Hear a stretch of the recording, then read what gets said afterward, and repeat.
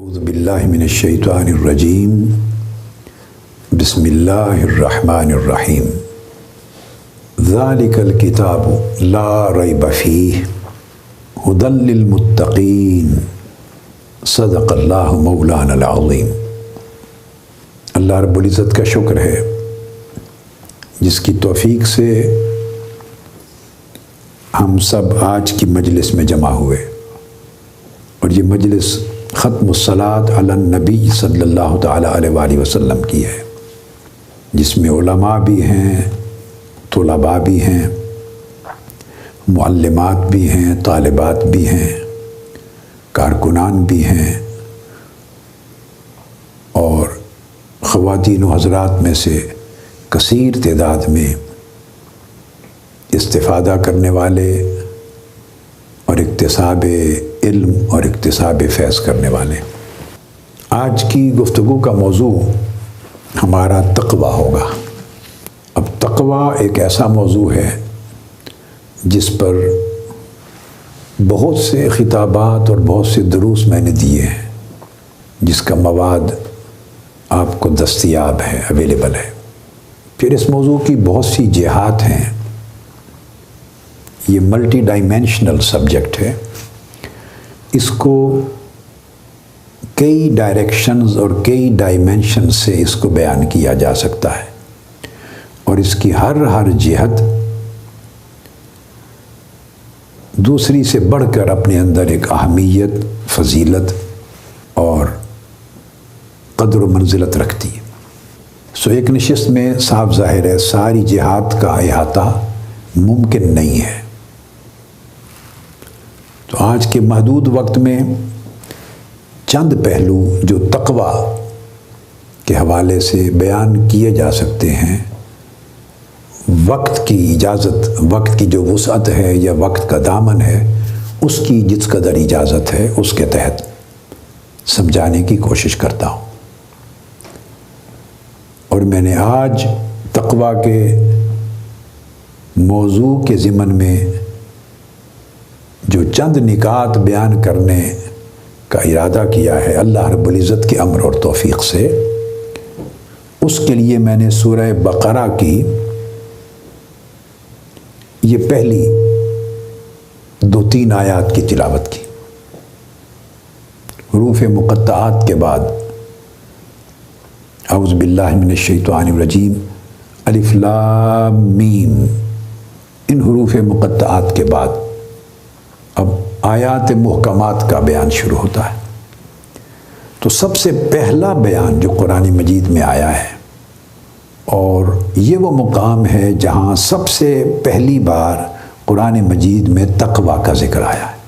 اس سے پہلے تو سورہ فاتحہ ہے، سورہ فاتحہ میں تقویٰ کا ذکر نہیں آیا۔ پھر دوسری سورہ بقرہ ہے، اور اس کی ابتدا میں ہی متقین کی بات ہوئی ہے، تقویٰ کا ذکر آیا ہے۔ لہٰذا آج دیکھتے ہیں کہ قرآن مجید جب سب سے پہلی بار تقویٰ کا ذکر کرتا ہے تو اس کو کس طرح ڈیفائن کرتا ہے، اس کی کیا شرائط بیان کرتا ہے، اس کے کیا پری ریکویزٹس بیان کرتا ہے، پری کنڈیشنز کیا بیان کرتا ہے قرآن مجید، اور اس کے اثرات اور نتائج اور فوائد کیا بیان کرتا ہے، تاکہ قرآن مجید کے اس پہلے بیان سے، بیان تقویٰ سے، ہم کچھ چیزیں اپنی نصیحت اور اپنی تربیت کے لیے اخذ کر سکیں۔ یہاں پر ابتدا میں تقویٰ کا بیان کرتے ہوئے جن چیزوں کو قرآن مجید نے باہم مربوط کر دیا ہے اور باہم لازم و ملزوم کر دیا ہے، اس طرح جوڑ دیا ہے کہ وہ ایک دوسرے سے جدا نہیں ہو سکتی۔ اس کا کوئی ایک جز بھی جدا ہو جائے گا تو ٹوٹیلٹی نہیں رہے گی، اس کی کوئی ایک شرط بھی پوری نہیں ہوگی تو تقویٰ کامل تقویٰ نہیں رہے، یا تقویٰ ہی نہیں رہے گا یا کامل تقویٰ نہیں رہے گا۔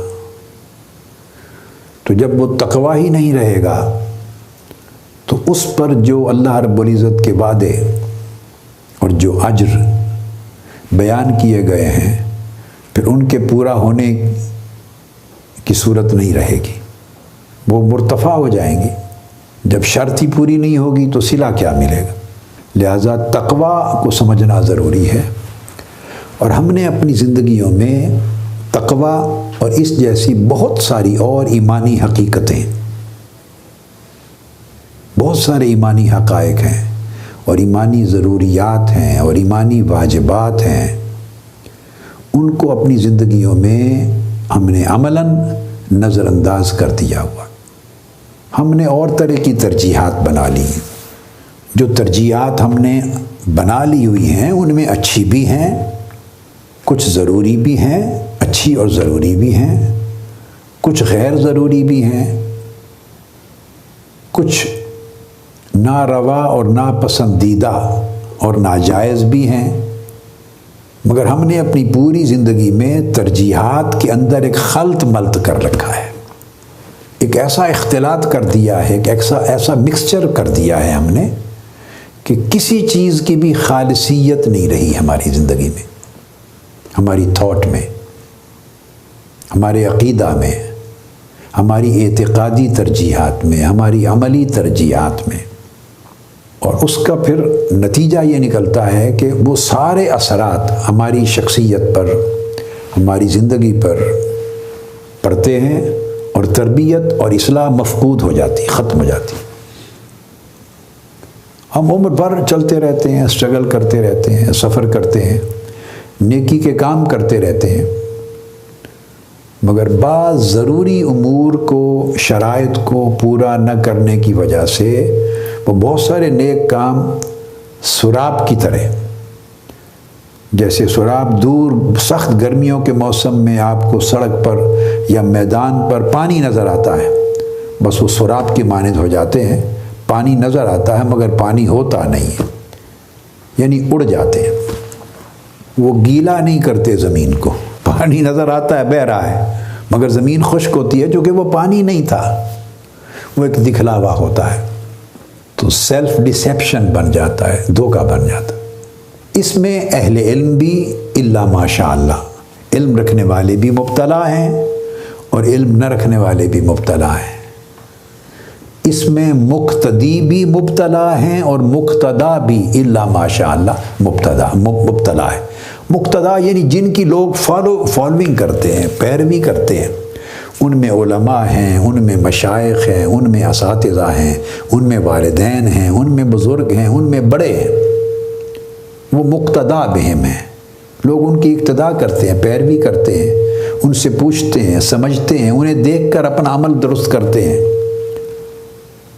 انہیں فالو کرتے ہیں، وہ بھی ان چیزوں میں مبتلا ہو گئے ہیں ہماری سوسائٹی میں۔ اور جو فالورز ہیں، مقتدی، متبعین، اتباع، وہ بھی مبتلا ہے، چونکہ اس میں میرے بیٹے بیٹیاں، طلباء، طالبات، متعلقین، کارکنان، رفقا، وابستگان سب بیٹھے ہیں، مشائخ، علماء، اساتذہ، معلمات کے علاوہ بھی۔ تو میں چاہتا ہوں کہ اس کو بڑے غور سے سنیں، سمجھیں اور اس سے حاصل کریں، تاکہ ہماری زندگیوں میں جہاں جہاں خلا ہیں، خرابیاں آ گئی ہیں، کمزوریاں ہیں، وہ خلا پر ہوں، کمزوریاں دور ہوں اور خرابیاں ختم ہوں۔ قرآن مجید نے سورہ بقرہ میں ابتداءً فرمایا ذالک الکتاب، یہ وہ کتاب ہے۔ اس پر میں گفتگو مزید کرنا آج کی نشست کا جو موضوع ہے اس میں اس پر گفتگو نہیں کر رہا۔ اس پر میں نے گفتگو کئی مواقع پر کر دی ہے کہ علمی بات ہے، عام معنی سمجھ لیں ذالک الکتاب، یہ وہ کتاب ہے، اس سے مراد قرآن مجید ہے، یہ معروف معنی ہے، متعین معنی ہے، مذہب مختار ہے اور ہر ایک کو معلوم ہے۔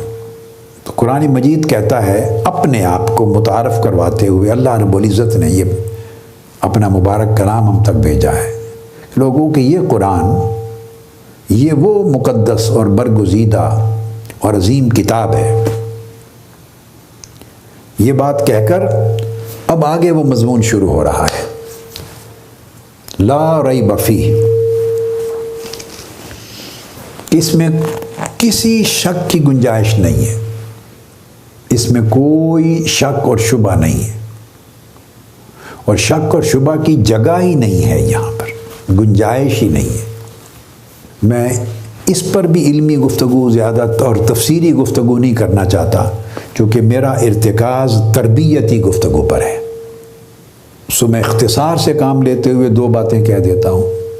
نہ تو اس شک کی گنجائش ہے کہ یہ کتاب اللہ کی طرف سے نازل ہوئی ہے یا نہیں، بغیر شک و شبہ یہ اللہ کا کلام، اللہ کی کتاب ہے، اس کی نازل کردہ کتاب. اور دوسرا، اس امر میں بھی شک کی کوئی گنجائش نہیں ہے کہ یہ ثقہ اور قابل اعتماد اور امانت دار ذریعے سے آئی ہے یا نہیں. یعنی جو اللہ کی اس کتاب کو، ان آیات کو جو لے کر آیا ہے، یعنی جبرائیل امین، تو وہ ذریعہ لانے والا بھی ثقہ، قابل اعتماد ہے یا نہیں، اور جس مبارک ہستی نے ریسیو کیا اور اپنی زبان سے ہمیں ادا کیا ہے وہ بھی امین، امانت دار، ثقہ اور معتمد ہے یا نہیں. گویا اس کے اصل اللہ کی کتاب ہونے میں بھی کوئی شک نہیں، اس کا جو میسج ہے، جو مشن ہے، اس میں بھی شک نہیں، اور جو اس کا وسیلہ ہے، جن کے ذریعے یہ ہم تک پہنچا ہے، اس میں بھی شک نہ کرو. اب تقویٰ کا معنی یہاں سے شروع ہو رہا ہے، کیونکہ آگے یہ بات اس کے متصلاً بعد لفظ آ رہا ہے ذالک الکتاب لا ریب فیہ ھدی للمتقین، اور یہ کتاب ہدایت ہے تقویٰ شعاروں کے لیے، اہل تقویٰ کے لیے ہدایت ہے. اب اس مقام میں جن جن حقائق کو اور امور کو بیان کیا گیا ہے ان کا آپس میں بہت گہرا تعلق ہے، وہ سارے جڑیں، آپس میں جڑیں تو پھر مضمون مکمل ہوتا ہے. ہم پک اینڈ چوز کرتے، ایک پورا کل ہے اللہ رب العزت نے دیا ہے، کل ایک ٹوٹیلٹی دی ہے، اور اس کے تمام جو اجزاء ہیں، کمپوننٹس ہیں، انگریڈینٹس ہیں، کانسٹیچوئنٹ ایلیمنٹس ہیں، وہ سارے ایک دوسرے کے لیے ریسیپروکل ہیں، انٹر ڈیپینڈنٹ ہیں، انڈسپینسیبل ہیں، سارے جڑے ہوئے، انسیپریبل ہیں. اگر اس میں سے ایک چیز نکال لی، آپ گاڑی کو دیکھ لیں نا، ایک انجن ہوتا ہے، اس کا ہر پرزہ آپس میں جڑا ہوا ہوتا ہے، وہ سارے پرزے جڑ کے ایک وجود بناتے ہیں، وہ انجن بنتا ہے، اس سے گاڑی چلتی ہے. اس میں سے آپ ایک پرزہ نکال لیں اور 9 پرزے، 10 پرزوں کی وہ گاڑی تھی، وہ انجن تھا، وہ ایک مشین تھی، ایک نکال لیں، 9 پرزے باقی، وہ نہیں چلے گی گاڑی. خواہ گھر کے لیے پانی کی موٹر ہوتی ہے، بجلی کے لیے موٹر ہوتی ہے، فین کی موٹرز ہیں، کوئی چیز، کوئی مشین دنیا کی لے لیں، چھوٹی جگہ سے لے کے ہوائی جہاز تک اور بحری جہاز تک لے لیں، جس نے چلانا ہے، کوئی بھی موٹر ہوگی جس نے چلانا ہے، خواہ اس کے 100 پرزے ہیں، 100، خواہ اس کے 50 ہیں، خواہ اس کے 10 ہیں، خواہ اس کے 5 ہیں. یہ بات میرے بیٹوں اور بیٹیوں سمجھنے والی، وہ تبھی چلے گا نظام اگر وہ پورا کا پورا کل ورکنگ پوزیشن میں ہوگا، اس کا فنکشن ٹوٹیلٹی میں ہوگا. اگر آپ اس میں سے ایک پرزہ یا 2 پرزے نکال لیں اور 3 چلتے رہیں، 2 نکال لیں، 10 میں سے 8 پرزے موجود رہیں، 20 میں سے 3 پرزے نکال دیں، 17 موجود رہیں، اور توقع کریں کہ نتائج وہ آ جائیں جو وعدہ کیا گیا ہے کہ اس مشین کو جو چلائے گا اس سے یہ نتائج آئیں گے، تو گاڑی تو نہیں چلے گی. آپ کہیں گے دیکھو جی ایک پرزہ ہی نکالا ہے نا، 19 تو موجود ہیں 20 میں سے، صرف 2 پرزوں پر عمل نہیں کیا تو 18 تو موجود ہیں. لیکن نہیں، یہ بات سمجھنے والی ہے کہ وہ جو وعدہ الہی تھا، یہ انجینئر کا جو وعدہ تھا، یا اس کا جو مینوفیکچرر ہے اس کا وعدہ تھا۔ اللہ رب العزت ہمارے بھی نظام زندگی کا مینوفیکچرر ہے، خالق ہے، صانع ہے، اس کا وعدہ تھا۔ یہ سارا ایک کل ہے، یہ ٹوٹیلٹی پوری ہوگی تو یہ ریزلٹس آئیں گے۔ تو جب آپ نے ٹوٹیلٹی کو توڑ دیا، خواہ ایک پرزہ نکال کے، خواہ دو، خواہ تین، ٹوٹیلٹی ٹوٹ گئی، تو اب وہ فنکشن نہیں کرے گی، وہ مشین فنکشن نہیں کرے گی۔ بس اس بات کو آپ اچھی طرح سمجھ گئے ہیں، اس کو اپلائی کر لیں اپنی روحانی زندگی پر۔ تو روحانی زندگی کا بھی ایک نظام ہے، اور وہ نظام اللہ رب العزت نے بہت سی چیزوں کے اندر ایک کلیت پر، ٹوٹیلٹی پر قائم کیا ہے۔ اس کے ساتھ کئی اجزاء، کئی شرائط جڑے ہوئے ہیں، اور جڑ کر وہ ایک پورا کنسیپٹ بنتا ہے۔ بے شک ان میں سے ہر ایک جز کا ایک ٹائٹل ہے، ایک عنوان ہے، اس کے لیے ایک لفظ ہے، متعین ہے، اس کا ایک معنی ہے، الگ الگ معنی ہے ہر ایک کا، مگر وہ سارے الفاظ، ان کے معنی، ان کی شرائط، ان کے تقاضے جڑیں گے تو وہ کنسیپٹ جس کے ریزلٹ دیے جا رہے ہیں، جس پر وعدہ کیا گیا ہے، وہ تب متعین ہوگا۔ ہم اپنی مرضی سے یا اپنی غفلت کی وجہ سے، اپنے حالات کے باعث، اپنی ترجیحات کے باعث، اپنے نفسانی شہوات کے باعث، جو بھی سبب سمجھ کریں، ہم اس میں سے کچھ جز نکال دیتے ہیں، ان پر عمل نہیں کرتے، نظر انداز کر دیتے ہیں، انہیں کم اہم سمجھتے ہیں۔ یہ فیصلہ کون کرتا ہے؟ انہیں کم اہم سمجھ کے عمل نہ کرنا، یہ فیصلہ کون کر رہا ہے؟ ہمارے خالق نے تو فیصلہ نہیں کیا، یہ ہمارے مالک نے، صانع نے، وہ جس نے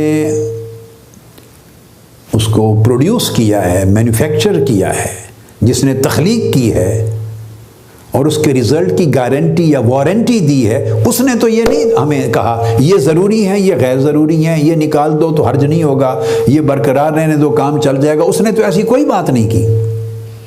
یہ تو ہم اپنی غفلت، اپنی شہوت، اپنی کمزوریاں، اپنی ضروریات، اپنی خود ساختہ ترجیحات، اپنی جہالت، جو بھی سمجھ لیں، نفسانی خواہشات، اپنے خود پیدا کیے ہوئے حالات، اپنی ترجیحات کی وجہ سے ہم نے رد و بدل کر دیا ہے، اور رد و بدل ہم نے کر دیا ہے اللہ رب العزت کے بنائے ہوئے نسخے میں، اس طبیب کی دی ہوئی پریسکرپشن میں ہم نے رد و بدل کر دیا ہے، اور ریزلٹ دیکھنا چاہ رہے ہیں کہ بالکل صحت یابی ہو جائے، شفا یابی ہو جائے، ریزلٹ صحیح آ جائے۔ اس نے تو بھئی ساری چیزوں کو کمبینیشنز کر دیا تھا، کئی ادویات کا۔ یہ وہ جانتا ہے کہ اس دوائی کا اس کے ساتھ کیا ملاپ ہے، یہ دو دوائیاں مل کر کیا ریزلٹ دیتی ہیں، اگر ایک لے لیں اور ایک چھوڑ دیں تو کیا ریزلٹ رہ جائے گا، ریزلٹ نہیں پیدا ہوگا۔ یہ وہ تو طبیب جانتا ہے، ڈاکٹر جانتا ہے، اسپیشلسٹ جانتا ہے۔ وہ آپ نسخہ ایز اے ہول ملا کے پورا لیں گے، ایک دوائی کا اثر دوسرے پر منحصر ہے، اس کا اثر دوسرے کے اثر کو بڑھانے والا ہے، ایک کسی غلط چیز کا ازالہ کرتی ہے دوائی، دوسری اس میں کوئی بینیفٹ دیتی ہے، کسی کا اثر جو ہے وہ فعلی ہے، کسی کا سلبی ہے، کسی کا اضافہ کرنے میں ہے، کسی خرابی کو دور کرنے میں ہے، نفی کرنے میں ہے، یہ بنانے والا جانتا ہے۔ ہم نسخے کو تبدیل کر دیتے ہیں اپنی مرضی سے، کچھ دوائیاں لیتے ہیں، کچھ نہیں لیتے، کمی بیشی کر دیتے ہیں، اور بعد میں بیٹھے ہوتے ہیں سوچتے کہ نتائج نہیں پیدا ہوئے۔ یہ ہمارا المیہ ہے۔ تو میں نے چاہا کہ آج جتنا وقت ہے میں اس نقطے کے بعض پہلوؤں کو واضح کروں۔ تو تقویٰ کا موضوع یہاں سے شروع ہوتا ہے۔ اب پہلی ایک چیز ذہن نشین کر لیں کہ قرآن مجید، ہم میں سے ہر کوئی سمجھتا ہے نا کہ قرآن ہدایت ہے، ہر کوئی سمجھتا ہے قرآن ہدایت ہے، اس میں کوئی شک نہیں، قرآن ہدایت ہے، ہدایت ہی کے لیے آیا ہے۔ لیکن اس پہلے مقام پر جو قرآن نے خود اعلان کیا ہے کہ میں کیا ہوں، کس کے لیے ہوں، تو اس پر اعتماد کرنا چاہیے نا۔ تو قرآن مجید نے اعلان یہ کیا ہے ہدی للمتقین، پہلے اس اصول کو ذہن میں بٹھا لیں۔ یہ ہدایت ہے تقوی والوں کے لیے، بات کلیئر ہو گئی، اس میں کوئی شبہ نہ رہا۔ یہ ہدایت ہے اہل تقوی کے لیے، متقین کے لیے ہدایت ہے۔ اب جو غیر متقی ہیں وہ اس سے ہدایت کی توقع نہ رکھیں۔ اس بات کو اب یوں لیں تو پھر ہم لا ریب فی پہ آ جاتے کہ ہدایت کی توقع رکھیں صرف وہ جو متقین ہیں، جو اہل تقوی ہیں، جو تقوی شعار ہیں، جنہوں نے اپنی زندگی سے تقوی خارج کر دیا ہے، اور جو اصحاب تقوی نہیں رہے وہ اس قرآن مجید سے ہدایت کی توقع نہ رکھیں۔ یہ قرآن مجید کا پہلا بیان ہے۔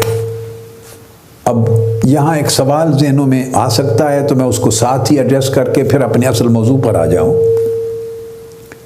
اور وہ یہ کہ بعض ذہنوں میں یہ خیال آئے گا کہ ایک اور مقام پر قرآن مجید میں یہ بھی تو آیا ہے ہدی للناس، وہاں تقوی کی اور متقین کی شرط اٹھا دی گئی ہے کہ سب لوگوں کے لیے ہدایت ہے۔ تو پھر دو میں فرق کیا ہوا؟ تو یہ میں ساتھ واضح کر دوں تاکہ پھر آگے اشکال نہ رہے۔ وہاں ہدایت کا معنی اور ہے اور یہاں ہدایت کا معنی اور ہے۔ جب قرآن ہدایت ہوتا ہے عامت الناس کے لیے، پورے عالم انسانیت کے لیے، ہدی للناس، تو اس سمجھ لیں ہدایت کا معنی صرف بیان اور وضوح ہے، وضاحت اور بیان۔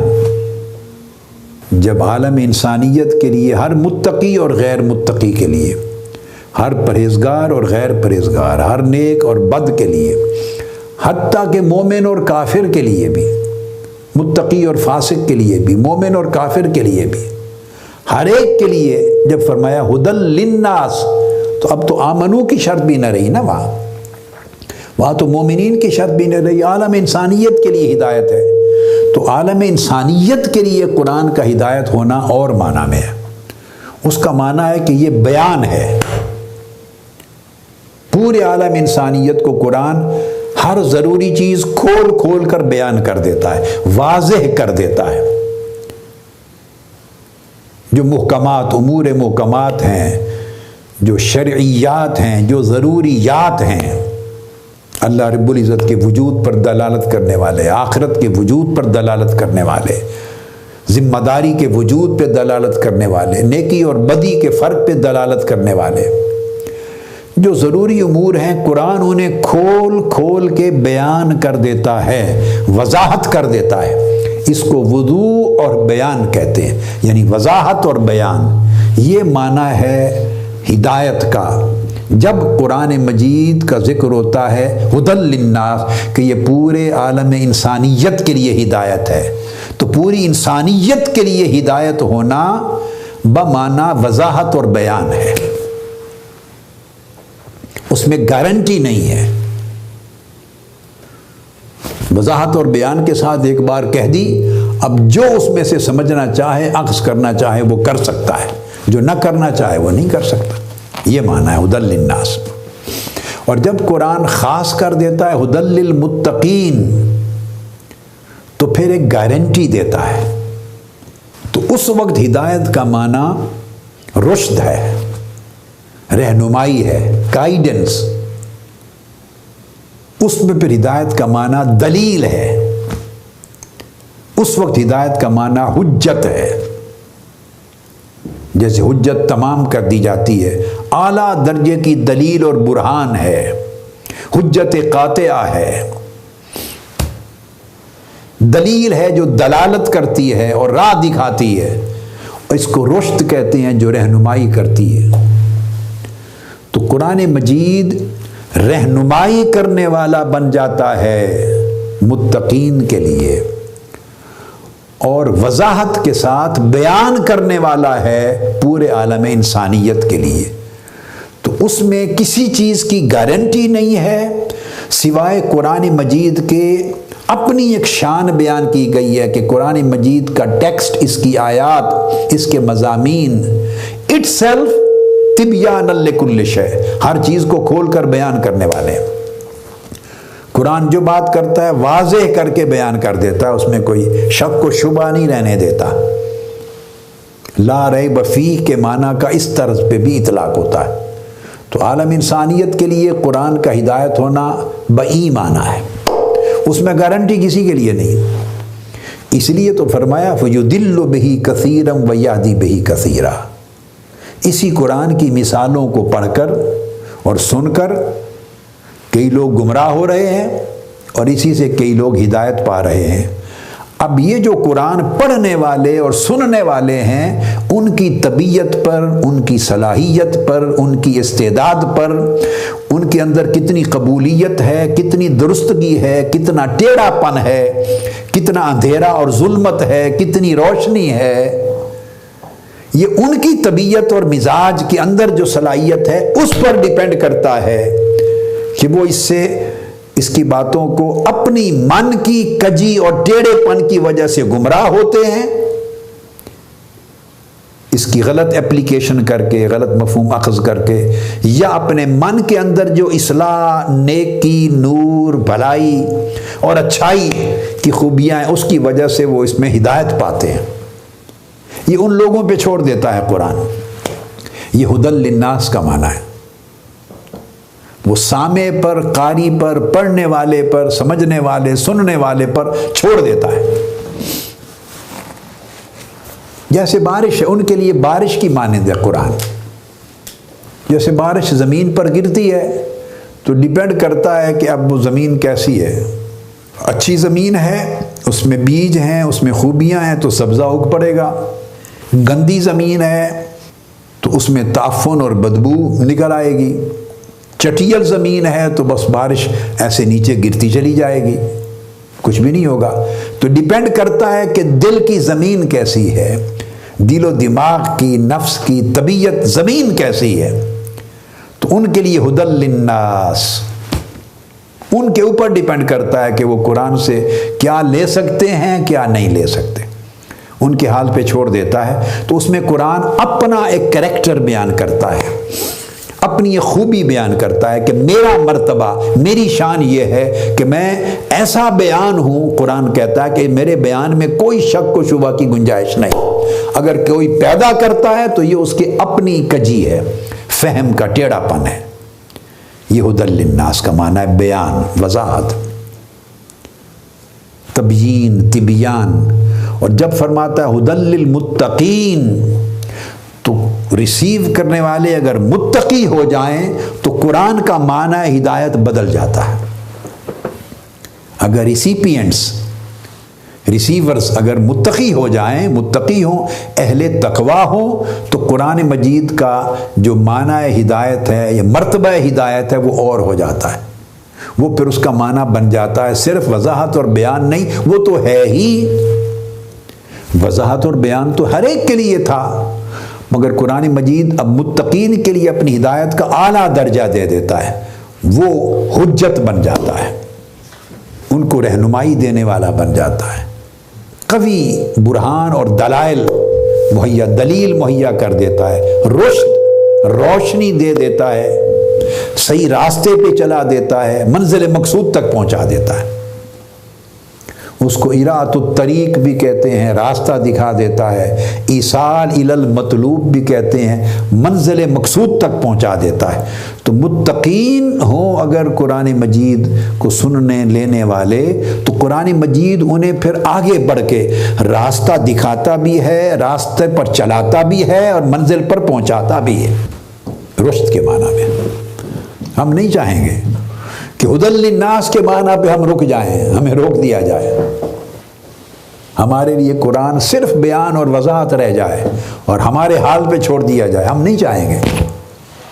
وہ تو عالم انسانیت کے لیے، مومنوں اور کافروں سب کے لیے، ہم نہیں چاہیں گے کہ ہدی للناس ہم اس درجے کی ہدایت تک محدود رکھ دیے جائیں کہ بس قرآن نے واضح بیان کر دیا، دیٹس اٹ، اب ہم پہ چھوڑ دیا، ہم کیا لیتے ہیں۔ نہیں، ہم چاہیں گے ہم ہدی للمتقین میں جس مرتبہ ہدایت کا ذکر ہے اس کے حقدار بنے۔ تو اب اس کا حقدار بننے کے لیے کہ ہمیں قرآن منزل تک پہنچائے، ہمیں قرآن راستہ دکھائے، راستے پر چلائے، ہمیں قرآن منزل پر پہنچائے، ہمارے لیے رشد کا سامان بنے، نور دے، رہنمائی کرے اور ہمیں سیدھی راہ پر چلائے۔ اگر ہم چاہتے ہیں کہ قرآن سے یہ ہدایت ملے، ڈیفینیٹلی قرآن کے اندر یہ ہے، اور یہی چیز ہدی للمتقین میں بیان کی، تو پھر شرط لگا دی ہے للمتقین، پھر ہمیں متقین بننا ہوگا، متقین کے زمرے میں شامل ہونا ہوگا۔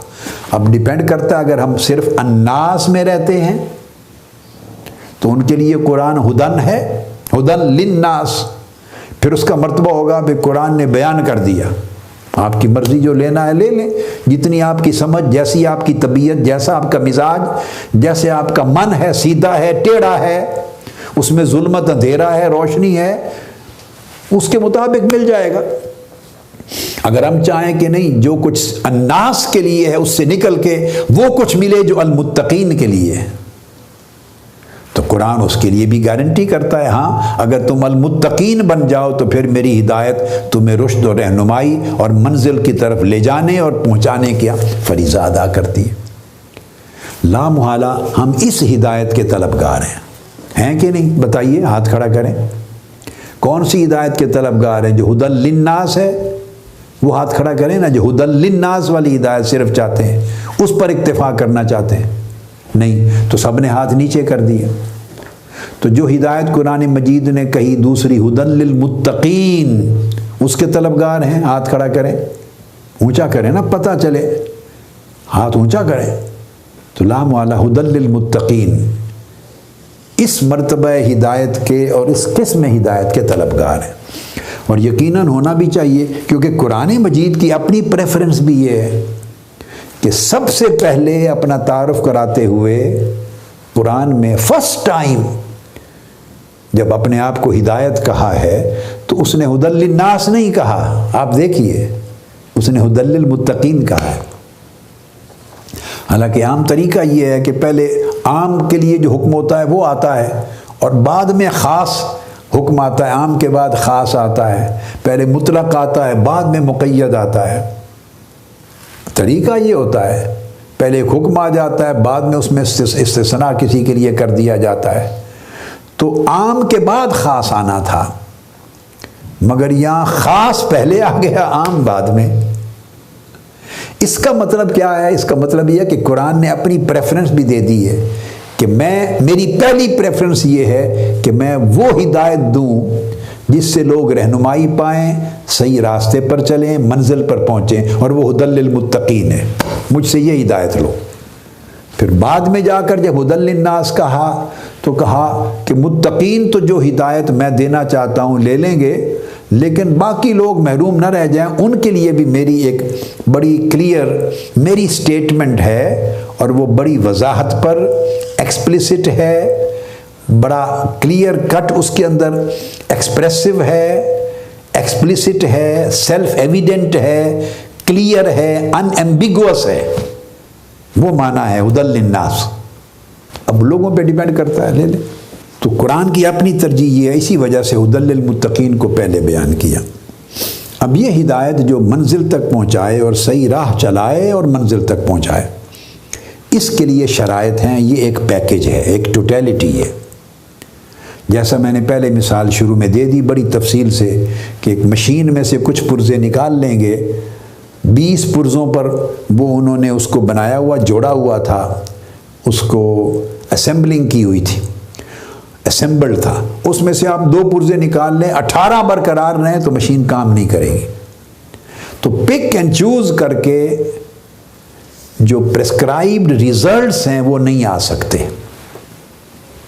یہ آپ روزمرہ کی زندگی میں دیکھتے ہیں، جیسے میں نے ایک ڈاکٹر کے نسخے پر بھی بات کی کہ میڈیسنز کو پک اینڈ چوز کر لیں اور پھر کہیں ڈاکٹر صاحب آپ کے نسخے سے تو فائدہ نہیں ہوا، تو وہ نہیں ہے، آپ نے نسخہ پورا استعمال نہیں کیا۔ اب یہ جو نسخہ ہے متقین کے لیے ہدایت کا، اس کی پہلی شرط ہے لا ریب فیہ، یہ پری ریکویزٹ ہے۔ ہم آج کے نوجوان، طلباء، طالبات، بچے بچیاں، حتیٰ کہ میچور لوگ بھی سوسائٹی میں اتنا غلبہ ہے کفریات کا، اور مادیات کا اور لا مذہبیت کا، 3 لفظ میں نے یوز کیے، کفریات، مادیات، نفسانیات، شہوات، دنیاویات، ان کا اتنا غلبہ ہے کہ ان چیزوں کا سب سے پہلا جو برا اثر پڑتا ہے ایک مسلمان پر، ایک بچے پر، بچی پر، ایک فرد پر، پہلا اثر وہ تشکیک، بندہ ڈاما ڈول ہو جاتا ہے، متذبذب ہو جاتا ہے، اس کا فیت متزلزل ہو جاتا ہے، سب سے پہلا اثر پڑتا ہے۔ اب آپ سمجھ رہے ہیں، میں یہ لفظ دوبارہ دہرا رہا ہوں، میں چاہتا ہوں کہ آپ کے دل و دماغ میں اتر جائے۔ ہماری سوسائٹی میں، گرد و پیش میں، ماحول میں جو ہم دیکھتے ہیں، جو ہر وقت سنتے ہیں، جن سے اٹھتے بیٹھتے ہیں، ہماری صحبتیں، ہماری مجلسیں، ہماری دوستیاں، اسکول کالج کی فرینڈشپس، ہمارا کلچر، ہماری ثقافت، ہمارے گھروں کے اندر کے ماحول، باہر کے اندر کے ماحول، گلی کوچے بازار کے ماحول جو اثر انداز ہوتے ہیں ہمارے اوپر، ان میں کفریات بھی ہیں، ان میں فسوق، فسق یعنی فسقیات بھی ہیں، جو بندے کو فاسق و فاجر، بہت بڑا گناہ گار کرتی ہیں، نافرمان کرتی ہیں، ان میں شہوات بھی ہیں، ان میں مادیات بھی ہیں، اور ان میں ہر اس خرابی کی جڑیں، ہر اس خرابی کی جڑ ہے جو ایمان کی جڑ کو کاٹتی ہے۔ اس پورے ماحول میں جب انسان کا ایمان کمزور ہوتا ہے تو سب سے پہلے اس کا یقین کمزور ہوتا ہے۔ یاد رکھ لیں، ایمان کمزور کہاں سے ہوتا ہے؟ اس کو ریئلائز ہو یا نہ ہو، اس کا یقین کمزور ہوتا ہے۔ ایمان نام یقین کا ہے، یہ بات میں اس میں آگے چل کے واضح کروں گا۔ ایمان نام ہی یقین کا ہے۔ اگر آپ یقین سے کم درجے کے فہم میں ہیں یا کم درجے کے اقرار میں ہیں تو ایمان نہیں ہے، یقین۔ اب جب وہ کمزور ہوتا ہے تو آدمی متزلزل ہو جاتا ہے، اس کا فیت شیک ہوتا ہے اور متذبذب ہوتا ہے اس کے اندر، پھر شک و شبہ پیدا ہو جاتا ہے امور میں، شکوک و شبہات۔ وہ کہتا ہے میں کلیئر نہیں ہوں، میں بڑا کنفیوزڈ ہوں، مجھے سمجھ نہیں آ رہی۔ یہ چیزیں آپ روزمرہ کہتے بھی ہوں گے، سنتے بھی ہوں گے۔ یہ سارے جملے، یہ یقین جب زائل ہوتا ہے اور شک اور شبہ داخل ہوتا ہے اور ایمان پر حملہ ہوتا ہے تو اس وقت یہ شروع ہو جاتی ہیں کیفیات۔ تو اگر آپ اس کیفیت میں ہوں تو نہ ایمان برقرار رہتا ہے، نہ یقین، اور تقویٰ تو بعد کی بات ہے۔ تو تقویٰ سب سے اونچا ہوگا تو پھر وہ ہدایت ملے گی، تو ہدایت بھی چلی جاتی۔ تو آدمی خشک کٹے ہوئے درخت کے خشک پتوں کی طرح آندھیوں کے ساتھ، جھکڑ کے ساتھ، ہلکی پھلکی ہوا کے ساتھ بھی اڑتا پھرتا ہے، اس کا کوئی ٹھکانہ نہیں ہوتا، کٹے ہوئے پتے اور خشک جھڑے ہوئے پتوں کی طرح۔ یہ جو کیفیت ہے، سب سے پہلے قرآن مجید نے اپنی ہدایت سے فیضیاب ہونے کے لیے شرط لگا دی ہے کہ اس کیفیت سے نکلیں، اس کیفیت سے نکلیں۔ یہاں ایک بات آپ کے ذہن میں یا میرے بیٹے اور بیٹیوں کے ذہن میں ایک سوال پیدا ہو سکتا ہے، شاید پوچھا تو نہیں مجھ سے کسی نے، لیکن میں انسان ہوں، ایسی سوسائٹی سے ہوں، تو میں اندازہ کرتا ہوں کہ اس پر کیا سوال پیدا ہو سکتا ہے، تو میں اس کو ممکنہ حد تک ایڈریس کرتا چلا جاتا ہوں کہ علاج کیا ہے اگر ایسی کیفیت پیدا ہو جائے تو اس سے کیسے نکلیں۔ کامل اولیاء اور بڑے کامل عرفاء اور اولیاء کاملین سے پوچھا گیا کہ ہم گناہوں میں لت پت ہیں یا شکوک و شبہات میں ہیں یا ایمان اور یقین کی کمزوری ہے، تو اس طرح کی کیفیت اور گناہ میں سے نہیں ہٹ سکتے، تو کیا کریں، اس کا علاج کیا ہے؟ تو ہمیشہ جواب دیتے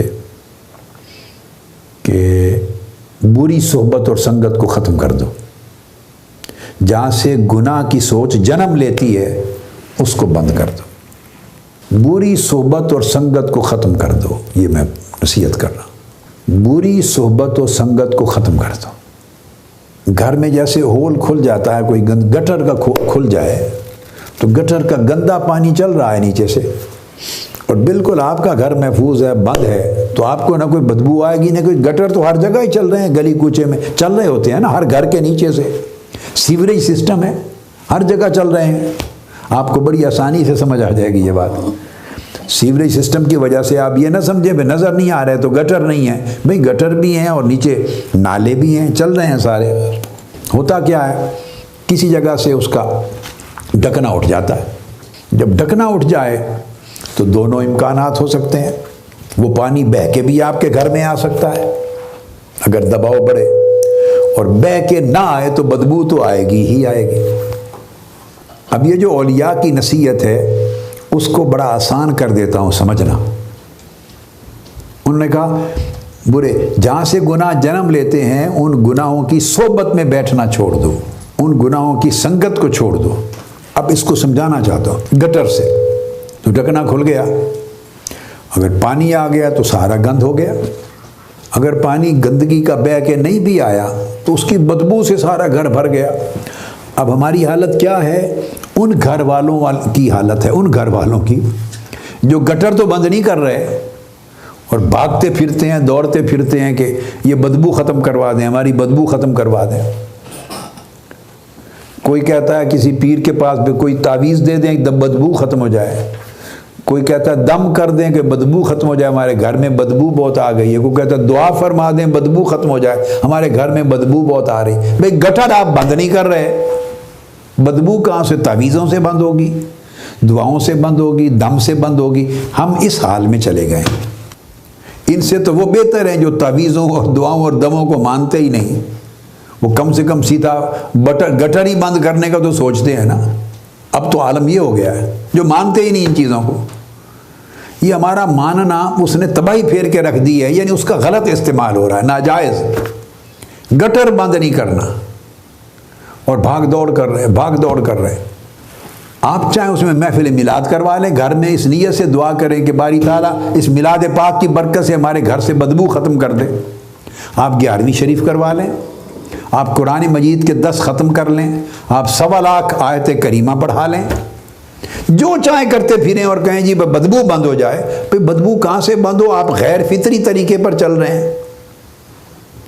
چونکہ بدبو جہاں سے جنم لے رہی ہے آپ نے وہ تو بند نہیں کیا، تو بس اوپر سب کچھ کیے جا رہے ہیں. تو یہ اللہ کے احکام، اللہ کے رسول کی ہدایات کے خلاف ہے. تو آپ گٹر بند کر دیں، اس کا ڈھکنا مکمل طور پہ. اللہ اللہ اور خیر صلی اللہ، آپ کی بدبو بند ہو جائے گی. آپ کو تعویذوں کی اور دموں کی ضرورت نہیں ہے. یہ ہے بیسک فنومینا. تو اولیاء کہتے نافرمانوں کی صحبت کو چھوڑ دو. جہاں سے نافرمانی جنم لے رہی ہے، شک رکھنے والوں کی صحبت میں مت بیٹھو، ان سے دوستی نہ رکھو. جہاں سے شک کے جراثیم تمہارے ذہنوں میں جا رہے ہیں، بے دینوں کی صحبت میں نہ بیٹھو. جہاں سے بے دینیت، لا دینیت، لا مذہبیت آپ کے اندر سرایت کر رہی ہے، فاسقوں فاجروں کی صحبت میں نہ بیٹھو. جہاں سے فسق و فجور کے رجحانات آپ کے اندر آ رہے ہیں. حدیث میں بھی ہے اور اولیاء کرام نے بیان کیا کہ اگر آپ ایسوں کی سنگت میں بیٹھیں گے تو اس کے اثرات آپ پر یہ ہوں گے، اس طرح کے لوگوں کی سنگت میں بیٹھیں گے تو اثرات یہ ہوں گے. حکمرانوں، سلاطین، ان لوگوں کی سنگت میں بیٹھیں گے جو گورنمنٹ میں لوگ ہیں، ہر وقت ان کی مجلس میں بیٹھیں گے تو اس کی آپ کے اندر یہ تبدیلی، یہ اثرات آئیں گے. مالداروں کی سنگت میں بیٹھیں گے تو 24 گھنٹے مال کی بات ہوگی نا، مال، پیسہ کمانا، لوٹنا، کوٹھی، مکان، کار، وسائل، آسودگیاں، 24 گھنٹے وہی بات ہوگی. تو سن سن کے 24 گھنٹے وہ ذہن بدلتا چلا جائے گا. تو اس کے اثرات آپ پر یہ ہوں گے. راشیوں کی، کرپٹ لوگوں کی، ان کی صحبت میں بیٹھیں گے تو 24 گھنٹے خیانت، بددیانتی کا سن سن کر، دیکھ دیکھ کر شخصیت پہ وہ اثرات ہوں گے. بدکاروں کی، نافرمانوں کی، غلیظ اور گندے لوگوں کی صحبت میں بیٹھیں گے تو 24 گھنٹے اسی کا تذکرہ ہوگا، اسی کا تذکرہ ہوگا. تو کوئی غیر محسوس طریقے سے آپ کے اوپر اثرات پڑتے چلے جائیں گے. یہ سب گٹر ہیں جو کھلے ہوئے ہیں. اور اس کے برعکس صالحین کی صحبت میں بیٹھیں گے. وہ صحبت تب بنتی ہے نا، گٹر کھلا رہے اور گھر میں صالحین کی صحبت بنائے رکھیں، درود شریف کی محفل کریں، ختم کریں، میلاد پاک کا، قرآن مجید کا. تو اس طرح تو نہیں بنتی. وہ اکٹھی 2 صحبتیں نہیں چلتی. وہ بند کریں ٹوٹلی قطع کریں. قرآن مجید نے کہا غیر المغضوب علیہم ولا الضالین. وہاں بھی پوچھا تھا نا اہدنا الصراط المستقیم، ہمیں سیدھی راہ دکھا. ہدایت طلب کی ہے سورہ فاتحہ میں، ہدایت طلب کرنے کی دعا بتائیے، ساتھ علاج دے دیا ہے. اے اللہ ہمیں سیدھی راہ، استقامت والی سیدھی راہ دکھا اور چلا. اللہ پاک نے جواب دیا، معنی متعین کیا، سمجھایا. فرمایا صراط الذین انعمت علیہم، سیدھی راہ چلنا ہے تو جڑ جاؤ، اس راستے پر چلو جو انعام یافتہ بندوں کی راہ ہے. یہ اشارہ تھا پھر انعام یافتہ بندوں کی راہ پر چلو اور ان کے ساتھ جڑ جاؤ. لیکن اگر صرف انعام یافتہ بندوں، اولیاء اور انبیاء، شہداء، اولیاء، صالحین، صدیقین، اگر صرف ان کے ساتھ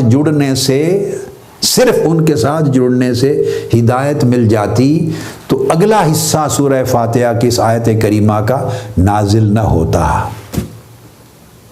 ساتھ شرط لگائی غیر المغضوب علیہم ولا الضالین، مگر انعام یافتہ اللہ والوں کی صحبت، سنگت، رفاقت اور ان کے تعلق کا فائدہ صرف اس صورت میں ہوگا جب ان لوگوں کی صحبت و سنگت کو ختم کر دیں گے جن پر اللہ کا غضب ہوا، ناراضگی ہوئی اور گمراہ ہو گئے.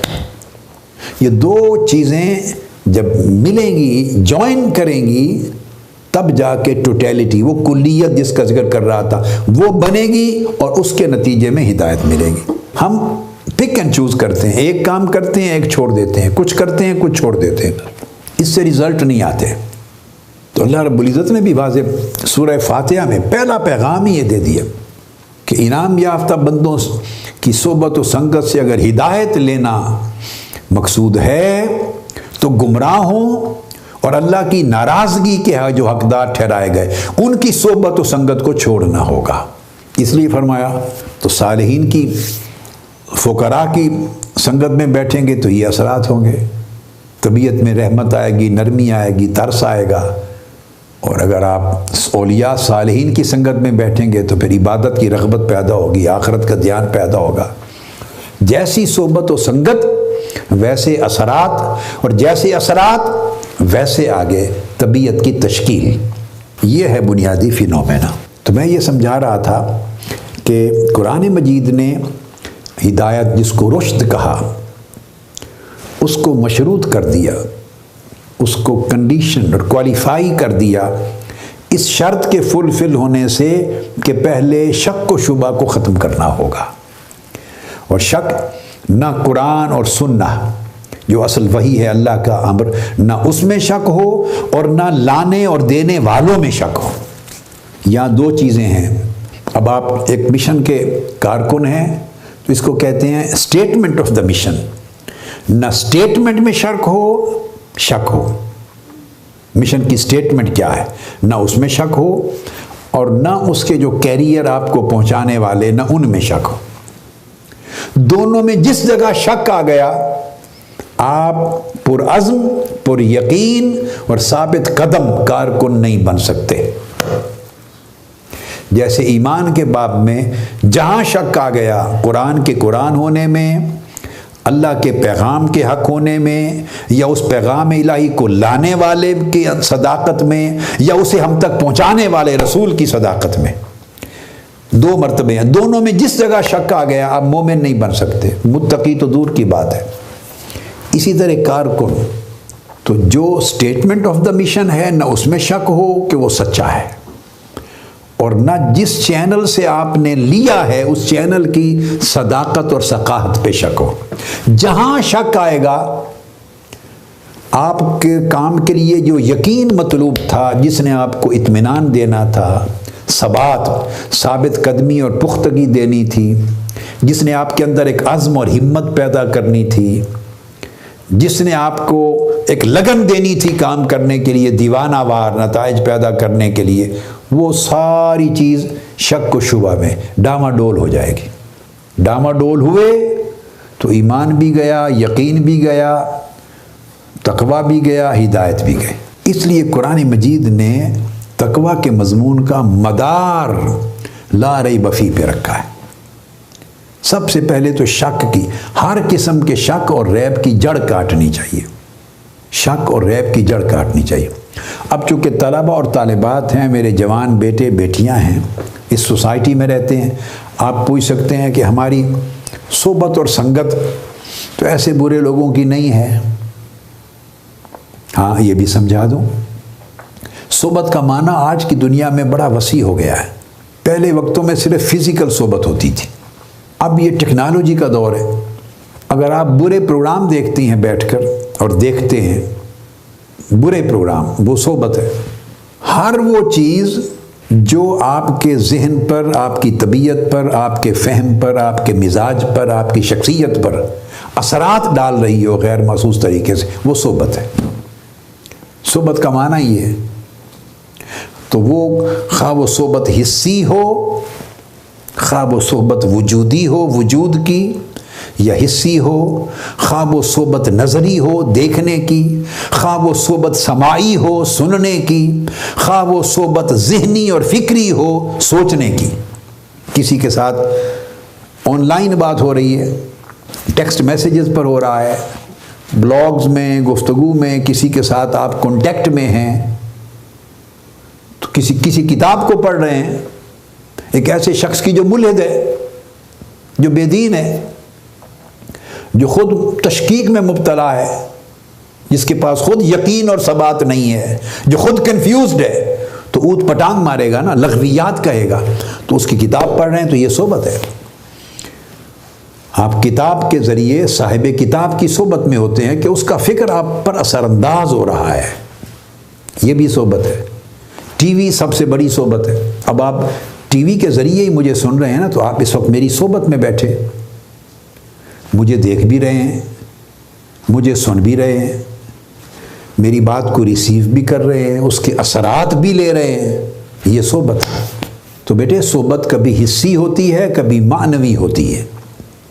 وہ پہلا زمانہ تھا، لوگ ہزارہ میل کا سفر کر کے اولیاء اور مشائخ اور اتباع التابعین، تابعین، صحابہ کرام اور بعد میں سلف صالحین اور اولیاء کاملین اور بڑے مشائخ کی صحبت میں سال ہا سال سفر کر کے مہینوں کا جاتے تھے اور فزیکلی مجلس میں بیٹھتے تھے۔ وہ صحبت حسی تھی، کوئی اور چینل نہیں تھے۔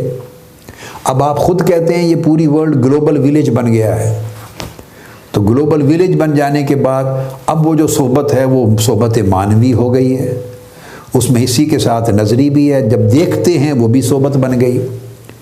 جو سوچ منتقل ہوتی ہے جس کے ذریعے سے خواہ پڑھ کر، وہ بھی صحبت ہو گئی۔ تو اب یہ بہت زیادہ ایفیکٹو اور انفلوئنشل صحبت معنوی ہو گئی ہے۔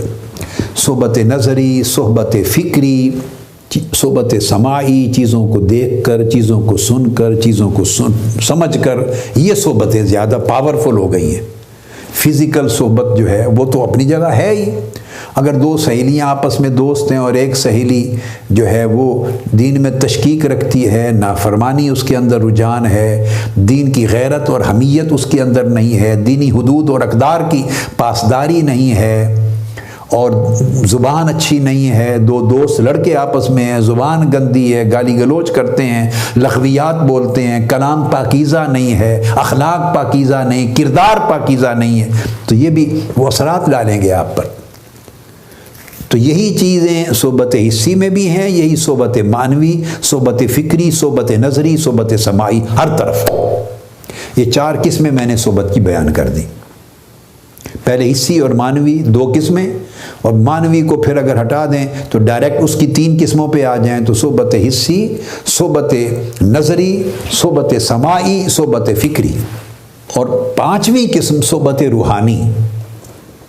آپ کسی سے محبت رکھتے ہیں، روحانی عقیدت رکھتے ہیں، اور اپنے دل دماغ کو، تعلق کو قلبی طور پر ان سے متعلق رکھتے ہیں، پھر ان کے احوال سے آگاہ ہوتے ہیں، پھر اس کی پیروی کرتے ہیں، اس کے واقعات کو سنتے ہیں، تعلیمات کو سنتے ہیں، وہ چیزیں، وہ محبت، وہ تعلق، وہ اتباع آپ کی شخصیت پہ اثر انداز ہونے چلی جاتی۔ سورج کی طرح سورج دور ہوتا ہے مگر اس کی دھوپ، اس کی روشنی، اس کی شعائیں ہر چیز پہ اثر انداز ہوتی، اس میں ساری صحبتیں جمع ہو جاتی۔ دیکھنے کی چیز بھی جمع ہو جاتی ہے، محسوس کرنے کی چیز بھی جمع ہو جاتی ہے، فوائد جمع ہو جاتے ہیں۔ لہٰذا یہ وہ صحبتیں ہیں، اس صحبت کو، سنگت کو ترک کرنا ہوگا۔ یہ میرا بیٹوں اور بیٹیوں کے لیے، طلبہ اور طالبات کے لیے، کارکنان کے لیے پہلا پیغام ہے۔ یہ قرآن مجید کا پیغام ہے۔ قرآن مجید نے سورہ فاتحہ میں ہی یہ مسئلہ کلیئر کر دیا ہے۔ اس کو بار بار ذہن میں رکھیں۔ اعوذ باللہ من الشیطان الرجیم، اہدنا الصراط المستقیم صراط الذین انعمت علیہم۔ سیدھی راہ کی ہدایت نہیں ملتی جب تک انعام یافتہ بندوں کی صحبت اور ان کی راہ کی پیروی نہ کی جائے، اور انعام یافتہ بندوں کی صحبت اور پیروی فائدہ نہیں دیتی اگر گمراہ لوگوں کی اور اللہ کے غضب کے حقدار لوگوں کی صحبت و سنگت اور ان کے ساتھ تعلق کو ختم نہ کیا جائے۔ یہ سب چیزیں مشروط ہیں، انہیں ختم کریں گے تو ان کا فائدہ نصیب ہوگا۔ اب یہ کیوں؟ اس کو میں نے کہا کہ یہ شکوک پیدا کر دیتی ہے۔ آپ کے اندر جو استقامت تھی، جو ایک یقین تھا، جو ایک پختگی تھی، اس کو شیٹر کر دیتی، کمزور کر دیتی، ڈائلیوٹ کر دیتی، اہم کو غیر اہم کر دیتی، پرائورٹیز چینج کر دیتی۔ جو ہی پرائورٹیز چینج ہوئی، سمجھے آپ پھسل گئے۔ جو ہی یقین میں کمزوری آئی، اچھا ایسے کر لوں، اس میں بھی کوئی حرج نہیں۔ اولیاء کرام کہتے ہیں جس کو دیکھیں کہ تعویلات، رخص اور تعویلات میں گیا، جو رخصتوں اور تعویلات کی طرف جاتا ہے، سمجھ وہ پھسل گیا، وہ بہک گیا، وہ الٹیمیٹلی کھو جائے گا وہ اس کی ہدایت کا پھل۔ یعنی تعویلات آدمی دیکھتا ہے اپنے لیے آسانیاں پیدا کرنے کے لیے، احکام الہیہ سے جان چھڑانے کے لیے۔ رخصتوں کی طرف جو طبیعت اس کی مائل ہوتی ہے، وہ احکام کی سختی برداشت نہیں کرنا چاہتا، بھاگنا چاہتا ہے، تو رخصتیں دیکھتا ہے۔ رخص اور تعویلات، رخصتوں اور تعویلات کی طرف جانے والا بھی سمجھیں یہ یقین اور ایمان کی کمزوری ہے، اور طاعت اور اتباع کی ساتھ اس میں محبت اور رغبت کی کمزوری۔ اور یہ سب چیزیں، ان کی جڑ جو ہے میں نے بتایا، وہ شک کا پیدا ہونا، اور وہ بندے کو ڈاواں ڈول کرتا ہے۔ پہلے اس کے یقین کو کمزور کرتا ہے، پھر فکر کو کمزور کرتا ہے، پھر سوچ کو ڈاواں ڈول تقسیم کرتا ہے، پھر اس کے ساتھ عمل کے اندر جو ایک قوت ہے اس کو کمزور کرتا ہے۔ تو یہ پوری کی پوری شخصیت متاثر ہوتی ہے گریجولی۔ اس لیے فرمایا لا ریب فی، شک اور شبہ نہ ہو۔ جب یہ چیز مکمل کر لی تو اس کے بعد فرمایا ھدی للمتقین۔ اب فرمایا یہ ہدایت ہے متقین کے لیے۔ تو گویا قرآن مجید نے اپنی ہدایت کی شرط ہی یہ قائم کی ہے کہ پہلے شک کی جڑ کاٹو۔ ایسا نہیں ہو سکتا کہ تم شک اور ارتیاب میں، ifs اور buts میں رہو اور پھر ہدایت طلبی بھی کرو، پھر ہدایت نہیں ملتی۔ تو اس سوال کا جواب میں نے دے دیا کہ ہم شک میں ہیں، ifs اور buts میں ہیں، تزلزل اور تذبذب میں ہیں، مگر چاہتے ہیں کہ ہدایت ملے۔ قرآن ہمیں اس میں سے نکالے، اس کیفیت سے نکالے۔ تو میں نے اسی سوال کا جواب دیا، قرآن نے اس کیفیت سے نکالنے کا بھی نسخہ دے دیا ہے، وہ اس سے پہلے سورہ فاتحہ میں دے دیا ہے کہ جن صحبتوں سے یقین ملنا ہے ان کو اپنا لو، اور جن صحبتوں نے شک میں ڈالنا ہے، گمراہی میں ڈالنا ہے، تذبذب پیدا کرنا ہے، ان کو کلیتاً بند کر دو۔ وہ گندا گٹر ہے، اس کو کلوز کر دو۔ قرآن مجید نے اس کا نسخہ بتا دیا، بغیر اور وظائف کے، اوراد کے، سیدھا بری صحبت کو چھوڑ دو، صالحین کی صحبت کو، اور صحبت کا معنی وسیع معنی میں نے سمجھا دیا، اس پر جم جاؤ۔ آپ خود دیکھیں کہ شکوک ختم ہوتے چلے جائیں گے، نافرمانیوں کی طرف رغبت ختم ہوتی چلی جائے گی، رخصتوں اور تعویلات کی طرف ترجیح ختم ہوتی چلی جائے گی، طبیعت میں چینجز آئیں گی۔ بھئی وہ گٹر کھلا ہوا ہے، اس لیے چینجز نہیں آتی۔ تو اس کا بھی حل قرآن نے دے دیا ہے، وہ حل پہلے دے دیا ہے سورہ فاتحہ میں۔ شک کی جڑ کاٹنے سے پہلے اللہ کو معلوم ہے کہ یہ سوال کریں گے کہ شک کیسے جائے، اللہ نے پہلے علاج دے دیا کہ شک کے لیے، شک کے خاتمے کا علاج یہ ہے صحبت، نیک صحبت پر دوام، استقامت، اور بری صحبت کی جڑ کاٹ دینا، بالکل دروازہ بند کر دینا، کوئی دوستی نہیں۔ کیا مجبوریاں ہیں؟ بھئی ضروری ہے آپ 10 دوست رکھیں، 50 دوست رکھیں، ضروری ہے؟ لغویات کی دوستی اور سنگت رکھیں، تھوڑے رکھیں مگر ستھرے رکھیں، تھوڑے رکھیں مگر نیک اور صالح رکھیں، تھوڑے دوست رکھیں مگر ایمان والے پرہیزگاری والے رکھیں، تھوڑے دوست رکھیں مگر تقوی اور یقین والے رکھیں، تھوڑے دوست رکھیں مگر اللہ اور اللہ کے رسول کی تابعداری وفاداری والے رکھیں، پاکیزگی والے رکھیں، پلیدی والے نہیں۔ سادہ بات۔ اور یہ دوستی، یہ سنگت آپ کو مشن میں مل سکتی ہے، یہ اللہ کا بڑا فضل ہے۔ مگر مشن کے اندر بھی یہ چیزیں جب درکار آتی ہیں تو اس کو نقصان پہنچتا ہے، ان کا خاتمہ کرنا ہے ساتھ ساتھ، تو ایک اندر بھی تطہیر کا عمل ضروری ہوتا ہے۔ تو فرمایا ھدی للمتقین، یہ متقین کے لیے ہدایت ہے۔ اب یہ بات میں پہلے بیان کر چکا ہوں، ہدایت کے دو معنی ہیں۔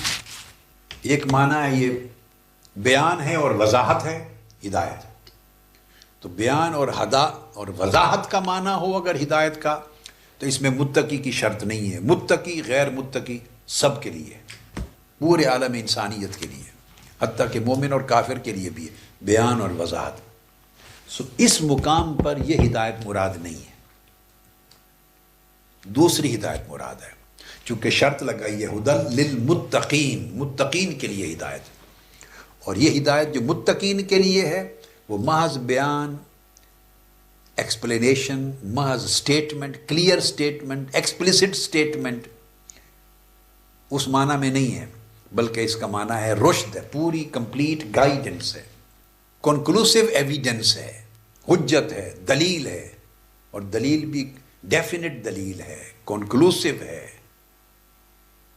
سیلف ایویڈنٹ ہے، اور کمپلیٹ گائیڈنس ہے جو لیڈ کرتی ہے آپ کو صحیح راہ پر بھی اور منزل مقصود ڈیسٹینیشن تک پہنچانے کے لیے بھی۔ یہاں یہ بات بھی سمجھ لیں، دلیل ہے یہ، دلیل عرب دنیا میں آج بھی یوز ہوتا ہے، دلیل یعنی راستہ دکھانے والا، اس کو دال بھی کہتے ہیں، دلیل بھی کہتے ہیں، مرشد بھی کہتے ہیں، جو گائیڈ ہوتا ہے۔ تو یہاں دو معنی ہیں، دلیل کی دو قسمیں ہوتی ہیں، یہ بھی یاد رکھ لیں۔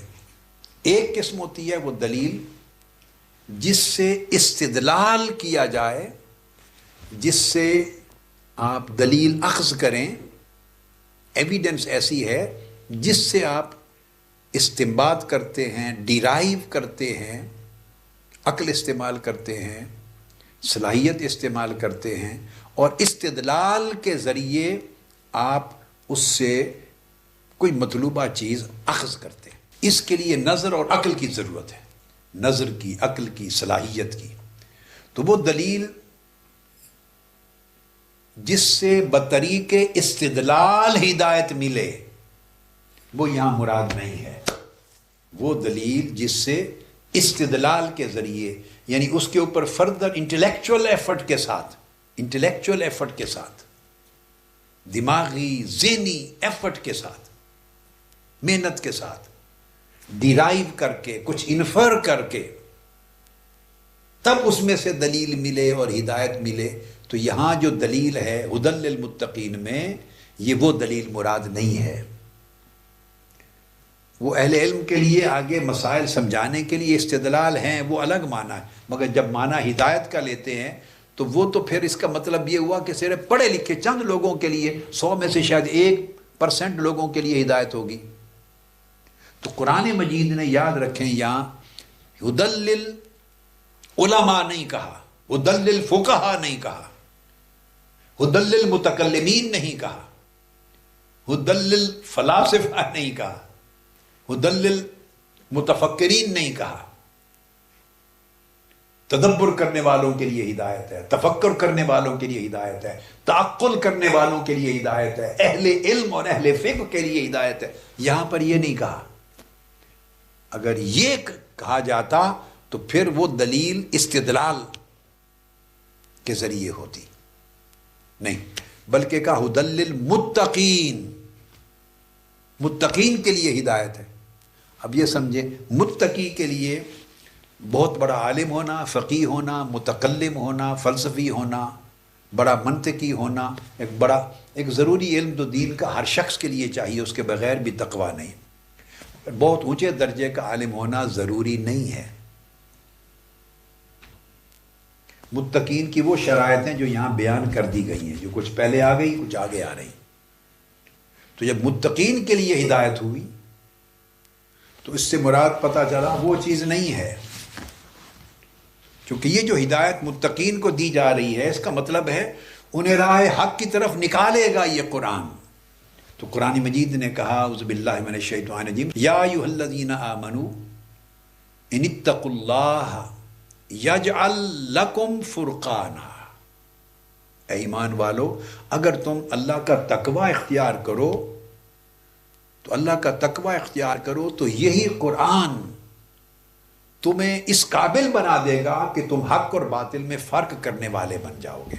تو تقوی کے ذریعے تمہیں فرقان، حق اور باطل میں تمیز کی صلاحیت مل جائے گی، اتنی معرفت مل جائے گی، خیر اور شر میں فرق کرنے کی معرفت مل جائے گی، یہ شعور مل جائے گا، بنیادی شعور۔ یجعل لکم فرقانا، پھر فرمایا وَيُكَفِّرْ عَنْكُمْ سَيِّئَاتِكُمْ وَيَغْفِرْ لَكُمْ وَاللَّهُ ذُو الْفَضْلِ الْعَظِيمِ، پھر وہ تمہارے خطاؤں کو بھی معاف کر دے گا، چھوٹے گناہوں کو، تمہارے بڑے گناہوں کو بھی معاف کرے گا، اللہ بڑے فضل والا ہے۔ صرف یہ سارے نتائج تقوی سے ہوں گے، مگر جو بیسک چیز اس میں ھدی للمتقین کے حوالے سے کنسرنڈ ہے وہ یہ یا ایھا الذین آمنوا ان اتقوا اللہ یجعل لکم فرقانا، جو ڈیفرینشیٹ کرنا ہے نیکی اور بدی میں، خیر میں اور شر میں، گمراہی میں اور ہدایت میں، جو اصل ریکوائرمنٹ ہے ہماری، کس راہ پہ چلیں کس پہ نہ چلیں، یہ جو بنیادی فرق جس شعور سے نصیب ہوتا ہے اللہ پاک صرف تقوی کے ذریعے تمہیں عطا کر دے گا۔ تو تقوی ایک نور پیدا کرتا ہے، نور، وہ نور یہ شعور دے دیتا ہے، اس نور سے ایک خاص قسم کا علم اور معرفت نصیب ہو جاتا ہے۔ اس وجہ سے کئی امی اولیاء جو کسی مدرسہ مکتب میں نہیں پڑھے اور اپنے وقت کے کتب ہوئے اور ولایت میں اعلیٰ مرتبے تک پہنچے اور حکم کی کتابیں دیں اور ہزارہ لوگوں تک رشد و ہدایت پہنچائی اور ساری مخلوق کے مرجع بنے، مرجع خلائق بنے، خود ایک سطر، ایک دن، ایک صفحہ کسی مکتب میں کسی استاد کے پاس جا کے نہیں پڑھے تھے، ان کو یہ جو علم اور معرفت ملا اور مرتبہ فرقان ملا وہ بطریق تقوی ملا۔ یہ اس تقوی کی بات ہو رہی ہے۔ پھر قرآن مجید نے سورہ الطلاق میں کہا ہے وَمَن يَتَّقِ اللَّهَ يَجْعَل لَّهُ مَخْرَجًا، جو شخص تقوی اختیار کرتا ہے اللہ پاک اس کو مخرج عطا کر دیتا، ایگزٹ دے دیتا ہے۔ ایگزٹ کیا ہے؟ مخرج۔ آپ ایک سڑک پہ جا رہے ہیں تو آپ نے کسی سیدھی موٹر وے ہے تو آپ نے جانا ہے ایک اور گاؤں میں، ایک اور شہر میں، وہ موٹر وے پہ نہیں آتا، ایگزٹ بنے ہوتے ہیں، بس آپ اس پہ اتریں آپ کو راستہ مل جائے گا جو سیدھا اس شہر میں لے جائے گا آپ کو۔ ایگزٹ آپ وہ ہدایت ہے، آپ کو سیدھا راستہ ہے جو اس مقام تک لے جائے گا۔ آپ پھنسے ہوئے ایک سچویشن میں، ایگزٹ کے ذریعے آپ اس میں سے نکل جائیں گے۔ شک میں، شبہ میں، گناہوں میں، بربادی میں، زلات میں، خطرات میں، ذہنی زلالات میں پھنسے ہوئے ہیں، تقوی آپ کو ایگزٹ دے دے گا، نکال دے گا باہر۔ طرح طرح کی تنگیوں میں، پریشانیوں میں پھنسے ہوئے، تقوی آپ کو ایگزٹ دے دے گا۔ تو تقوی کے ذریعے ایک ایسی رہنمائی، ہدایت ملتی ہے جو آپ کو ایک الجھن سے نکال کے ایک منزل تک پہنچاتی۔ تو اس لیے فرمایا ھدی للمتقین، یعنی یہاں علم کے بڑے اونچے مرتبے درکار نہیں ہیں، اس جگہ جو ارشاد ہے وہ اشارہ ہے تقوی کے ساتھ جو علم، جو شعور، جو معرفت، جو فہم اور فرقان نصیب ہوتا ہے۔ تو گویا یہ جو استدلال نظری ہے، استدلال عقلی ہے، استدلال فکری ہے، اس پر مبنی یہ دلیل نہیں۔ تو دوسری کیا ہے؟ ھدی للمتقین، کہ پھر دوسرا فرمایا یہ دلیل اٹ سیلف دلیل ہے، اٹ سیلف، از خود دلیل ہے۔ پڑھا لکھا پڑھے اسے بھی ہدایت ملے گی قرآن سے اگر تقوی ہے، ان پڑھ پڑھے تو اسے بھی روشنی مل جائے گی، اس کا تالا کھل جائے گا، اس کے اندھیرے میں ایک چمک آ جائے گی، نور کی ایک پھوٹ اٹھے گی، ایک کرن، ایک چشمہ پھوٹ پڑے گا۔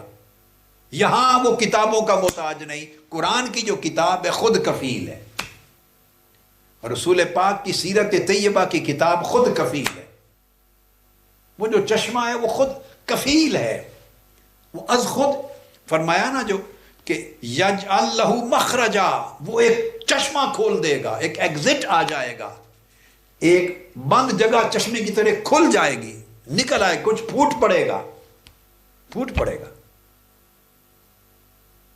افمن شرح اللہ صدرہ للاسلام فہو علی نور من ربہ، جس کا سینہ پھر اللہ پاک اسلام کے لیے کھول دیتا ہے اسے اللہ کی طرف سے ایک نور مل جاتا ہے، اور بطریق تقویٰ اس کو نور ملے گا. وہ نور اسے شرح صدر بھی دے گا، انفتاح بھی دے گا، اس کو معرفت بھی دے گا. تو دوسرا یہ ہے کہ بطریق استدلال نہیں ہے اس قرآن کی دلیل جو ھدی للمتقین کے اندر، یہ قرآن خود دلیل ہے. اور خود دلیل کا مطلب یہ ہے اگر استدلال کے طریق سے، انفرنس کے طریق سے ڈیرائیو کرنے کے جو ڈیریویٹو ایویڈنسز ہوتی ہیں، انفرینشل ایویڈنسز ہوتے ہیں طریقے، اگر اس طریقے سے وہ لاجیکل ہوتے ہیں، وہ فلسافیکل ہوتے ہیں، اگر اس طریقے سے اگر دلیل ملے تو پھر تو صرف وہی بندے ہدایت پائیں گے جو اس قابل ہیں. تو جو تعلیم یافتہ زیادہ نہیں، ان غریبوں کا کیا قصور ہوا؟ متقی ہیں مگر علم نہیں ہے ان کے پاس زیادہ، سادہ حل چلاتے ہیں مگر متقی ہیں، نہ کبھی نماز چھوڑی ہے، نہ تہجد چھوڑتے ہیں، نہ حرام کھاتے ہیں، حلال کھاتے ہیں، نہ غیبت کرتے ہیں، نہ گالی دیتے ہیں. سادہ لوگ ہیں. کتنے سادہ لوگ ہیں جو سیدھے جنت میں جائیں گے ایسے.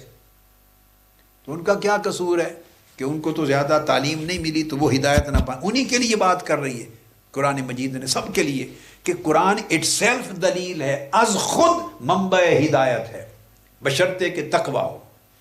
تقویٰ ہو تو منبع ہدایت کیسے ہے؟ یہ قلب میں یقین پیدا کر دیتا ہے،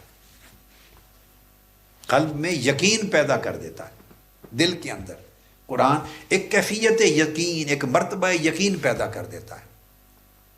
اس یقین کے ذریعے پھر آگے راستے کھلتے ہیں. اب قرآن مجید نے اس کو سورہ التوبہ میں ایک جگہ ارشاد فرمایا، اعوذ باللہ من الشیطان الرجیم، وَإِذَا مَا أُنزِلَتْ سُورَةٌ، جب کوئی سورت اترتی ہے. عام لوگوں کی بات قرآن مجید کر رہا ہے، جس میں دیہات کے لوگ بھی تھے، مسلمان، کلمہ پڑھنے والے، سادہ، پڑھے لکھے تو تھے ہی نہیں.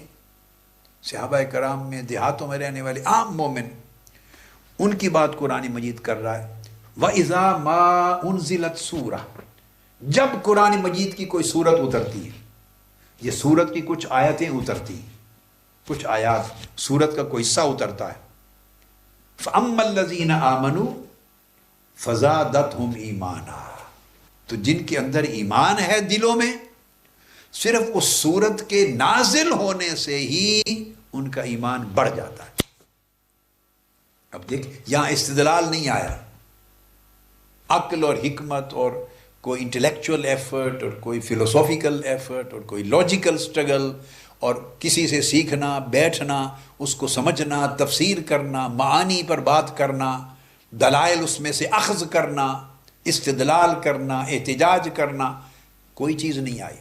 قرآن نے کہا وَإِذَا، غور سے سنیں، وَإِذَا مَا أُنزِلَتْ سورت، جو ہی قرآن کی کوئی سورت اور آیتیں نازل ہوتی ہیں، جسٹ وہ سنتے ہیں. آقا علیہ السلام بیان کرتے ہیں یہ سورت اتری، سنتے ہیں. چونکہ عرب تھے تو ان کو عربی زبان تو پتہ چلتی تھی، ہم وہی چیز ترجمہ کے ذریعے سمجھ لیتے ہیں. تو ان کی زبان تھی تو عربی وہ سنتے تھے. تو جو ہی قرآن کی سورت اترتی ہے تو خالی سورت کا مضمون ہی فَأَمَّا الَّذِينَ آمَنُوا فَزَادَتْهُمْ إِيمَانًا وَهُمْ يَسْتَبْشِرُونَ، ان کا ایمان بڑھ جاتا ہے، خوش ہو جاتے ہیں، خوشخبری پاتے ہیں، ان کے لیے باعث بشارت ہو جاتا ہے، ہدایت اور منزل مل جاتی. صرف آیت کا، صرف سورت کا نفس مضمون، تو گویا قرآن کا جو متن ہے اٹ سیلف ہدایت ہے، دے دیتا ہے اور کھول دیتا ہے راستہ جو بند تھا. اور آگے بڑی امپورٹنٹ چیز ہے جو اور واضح کرتی، فرمایا وَأَمَّا الَّذِينَ فِي قُلُوبِهِمْ مَرَضٌ فَزَادَتْهُمْ رِجْسًا. یہ سورہ توبہ ہے، آیت نمبر 124 اور 125 دونوں ملا کے پڑھیں. اور فرمایا اور وہ لوگ جن کے دلوں میں مرض ہے، جن کے دلوں میں مرض ہے، دلوں میں کجی ہے، ظلمت ہے، ٹیڑھا پن ہے، خرابی ہے، میل کچھ ہے، دلوں میں مرض ہے، فزادتہم رجسا، تو یہی آیتیں، یہ صورتیں جو اتری تھی اس سے ان کے اندر پلیدی میں اضافہ ہو جاتا ہے. وہ پلیدی شک اور شبہ ہے، ارتیاب ہے، نافرمانی ہے، تردد ہے، کنفیوژن ہے، ifs اور بٹس ہیں. تو شک اور شبہ، تردد، ارتیاب، نافرمانی، اس میں اضافہ ہو جاتا ہے. یہی صورتیں، یہی آیتیں، الگ ایفیکٹ ہو رہا ہے.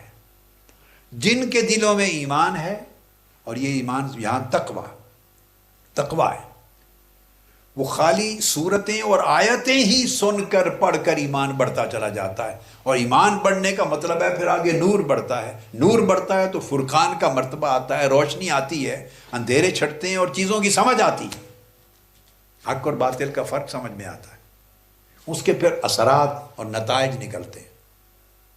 اور جن لوگوں کے آپ دیکھیے قرآن مجید نے یہاں آیتیں اتری اور پلیدی اور شک و شبے کے بڑھنے کو دل سے جوڑا، تو اب اس کو آیت کے پہلے حصے پر بھی اطلاق کرنا ہوگا کہ جو ان کا ایمان بڑھا تو اس کا مطلب ہے ان کے دل صحت مند تھے.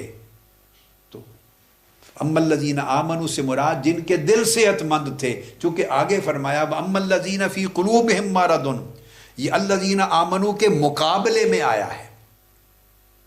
واما الذین فی قلوبہم مرض یہ اس کے مقابلے میں آیا ہے، اما الذین آمنوا کے مقابلے میں.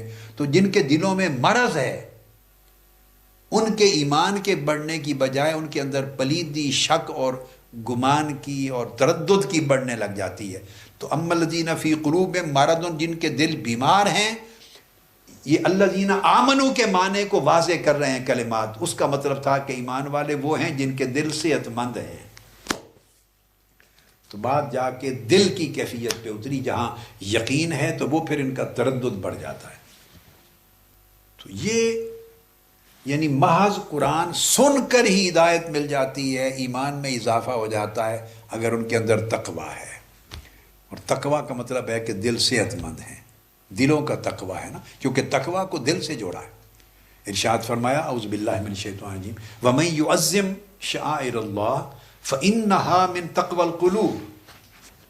جو شخص اللہ پاک کا ارشاد فرمایا جو اللہ کے شاعر کی تعظیم کرتا ہے، یہ فَإِنَّهَا مِن تَقْوَى الْقُلُوبِ، یہ دلوں کا تقوی ہے.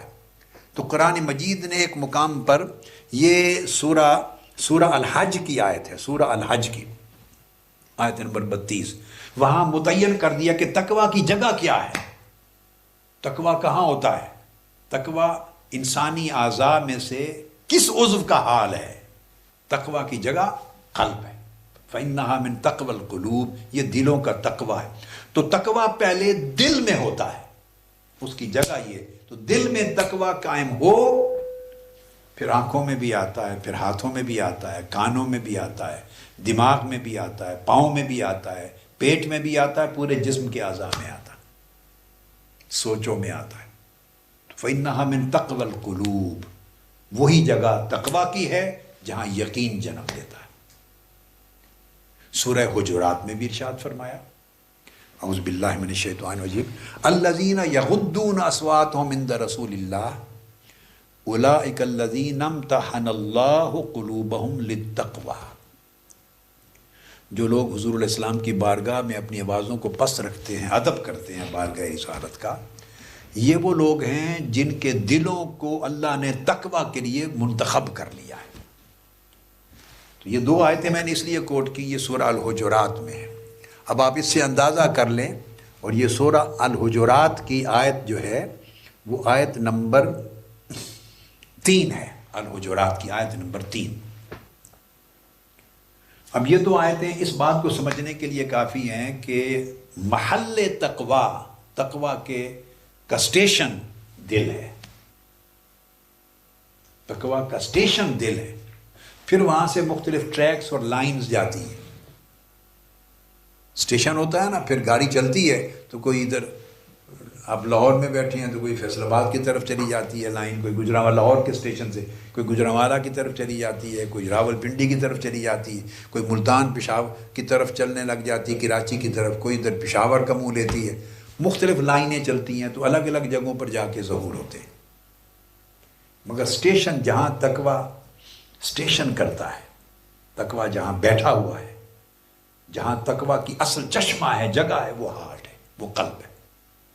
اس کی اصلاح ہونا ضروری ہے. اور فرمایا اس لیے کہ اگر تقویٰ نصیب ہو اور دل سنور جائیں اور تقویٰ مل جائے تو پھر سب کو ہدایت نصیب ہوتی ہے. اور پھر ہدی للمتقین کے ساتھ پھر آگے متصلاً فرمایا الذین یؤمنون بالغیب. متقین کی پھر آگے وضاحت کی، ڈیفائن کیا. متقین وہ لوگ ہیں جو غیب پر ایمان لاتے ہیں، یعنی بن دیکھے ایمان لاتے ہیں. بن دیکھے ایمان لاتے ہیں یعنی وہ پہلی امتوں کی طرح، یعنی بنی اسرائیل کی امتیں تھیں، ان کی طرح وہ نتائج کا مشاہدہ کرنے کا تقاضا نہیں کرتے کہ نتائج دکھائیں تب ایمان لائیں گے. وہ اپنا ایمان لانا نتائج کے ساتھ، مشاہدہ کے ساتھ نہیں جوڑتے. یعنی ایمان بالمشاہدہ نہیں ہے، ایمان بالغیب ہے، بغیر دیکھے ایمان لاتے ہیں. بنی اسرائیل نے کہا تھا، سورہ بقرہ میں ہے آیت نمبر 55 میں، اعوذ باللہ من الشیطان الرجیم، لن نؤمن لک حتی نری اللہ جہرۃ. موسیٰ علیہ السلام سے کہا تھا بنی اسرائیل نے کہ ہم آپ پر ایمان نہیں لاتے جب تک ننگی آنکھ سے، کھلے طریقے سے اللہ کو دیکھ نہ لیں. ہمیں اللہ دکھا دیں، ہم دیکھ لیں تو آپ پر ایمان لے آئیں گے، جو آپ کہتے ہیں اس کو مان لیں گے. فرمایا نہیں، یہ وہ طریقہ نہیں ہے کہ شرط لگائیں کہ ہمیں دکھائیں تو مانیں گے، نہ. فرمایا بن دیکھے مان لیتے ہیں. تقویٰ کی یہ شرط ہے. تو ایمان کا تعلق بھی بن دیکھے ماننا ہے. ایمان کا تعلق بن دیکھے ماننا ہے، غیب کے ساتھ ہے. یاد رکھ لیں، مشاہدہ کے ساتھ نہیں ہے. دیکھ کر مانا تو غیب، تو ایمان نہیں. فرعون جب ڈوبنے لگا تھا دریائے نیل میں، تو جب اس نے دیکھ لیا کہ میں غرق ہو رہا ہوں، دیکھ لیا، تو اس نے کہا میں ایمان لاتا ہوں موسیٰ کے رب پر. تو وہ اس کا ایمان قبول نہ ہوا، وہ مومن نہیں کہلاتا، حالانکہ اس نے اعلان کر دیا تھا. اس نے اعلان کر دیا تھا میں ایمان لاتا ہوں، مگر کیوں مومن نہیں بنا؟ اس کا ایمان قبول نہیں ہوا. کیوں؟ کیونکہ دیکھ کر ایمان لایا. اس وقت دیکھ لیا تھا اسے کہ میں غرق ہو رہا ہوں.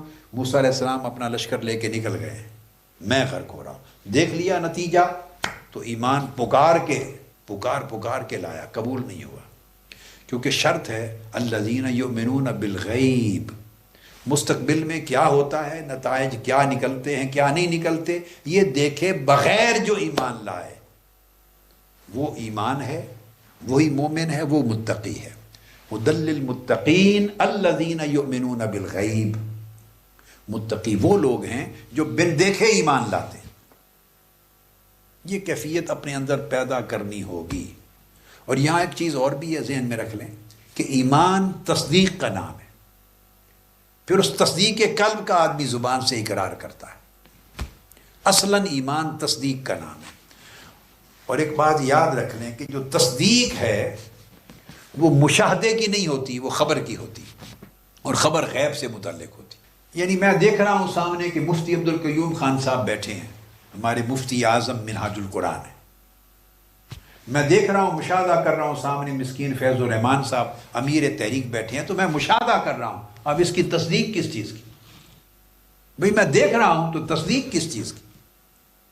تو جو چیز انسان دیکھ رہا ہو اس کی تصدیق نہیں ہوتی، وہ تو مشاہدہ ہے. تصدیق اس کی ہوتی ہے جسے بندہ دیکھ نہیں رہا. تو کوئی خبر بن دیکھے دے دی جائے جس کو بندہ نہ دیکھ رہا ہے نہ دیکھ سکتا ہے، نہ دیکھ رہا ہے نہ دیکھ سکتا ہے، وہ خبر دے، اللہ کا نبی دیتا ہے وہ خبر. تو بن دیکھے اس خبر کو مان لینا، اس کو تصدیق کہتے ہیں، اور اس تصدیق کا نام ایمان ہے. تو یاد رکھ لیں، ایمان تصدیق اور تکذیب دونوں کا تعلق خبر سے ہے. یہ نقطہ ذہن میں رکھ لیں. علماء بھی، اساتذہ بھی، طلباء بھی، اور متکلمین بھی، پڑھنے والے جتنے بھی اساتذہ بھی بیٹھے ہیں اور طلباء، یاد رکھ لیں ایمان تصدیق کا نام ہے اور کفر تکذیب کا نام ہے. سادہ سی بات، ایمان تصدیق ہے اور کفر تکذیب ہے. اس کو جھٹلانا نہ ماننا. کس چیز کی؟ تو تصدیق اور تکذیب مشاہدہ کی نہیں ہوتی. مشاہدہ کی کوئی تکذیب کرے گا وہ تو پاگل پن ہے، اس کو تو پاگل پن کہیں گے، اناد کہیں گے، تعصب کہیں گے، اس کو تو اناد اور تعصب کہیں گے، جھوٹ کہیں گے، کذب کہیں گے۔ تو تصدیق اگر کوئی کرے گا یا تکذیب کرے گا تو خبر کی کرے گا، اور خبر وہ ہوگی جو بالغیب ہوگی، جو دیکھے بغیر۔ تو آپ نکتہ سمجھ گئے نا؟ تکذیب، تصدیق، یعنی ایمان نام ہے تصدیق کا، کفر نام ہے تکذیب کا، اور تصدیق یا تکذیب یہ خبر کی ہوتی ہے، مشاہدے کی نہیں ہوتی۔ کفار نے جب حضور علیہ السلام نے خبر دی کہ میں آج رات معراج سے ہو کے آیا، اسراء گیا، مسجد اقصیٰ گیا، اوپر گیا، خبر دی، انہوں نے کیوں اس کی تصدیق کے لیے شہادت مانگی؟ اس لیے کہ وہ دیکھا ہوا نہیں تھا، دیکھ نہیں رہے تھے۔ اگر آقا علیہ السلام ایک ایسی بات فرماتے جو انہیں نظر آ رہی ہوتی، سامنے مشاہدہ کر رہے ہوتے، تو اس کی تصدیق کا مطالبہ نہ کرتے۔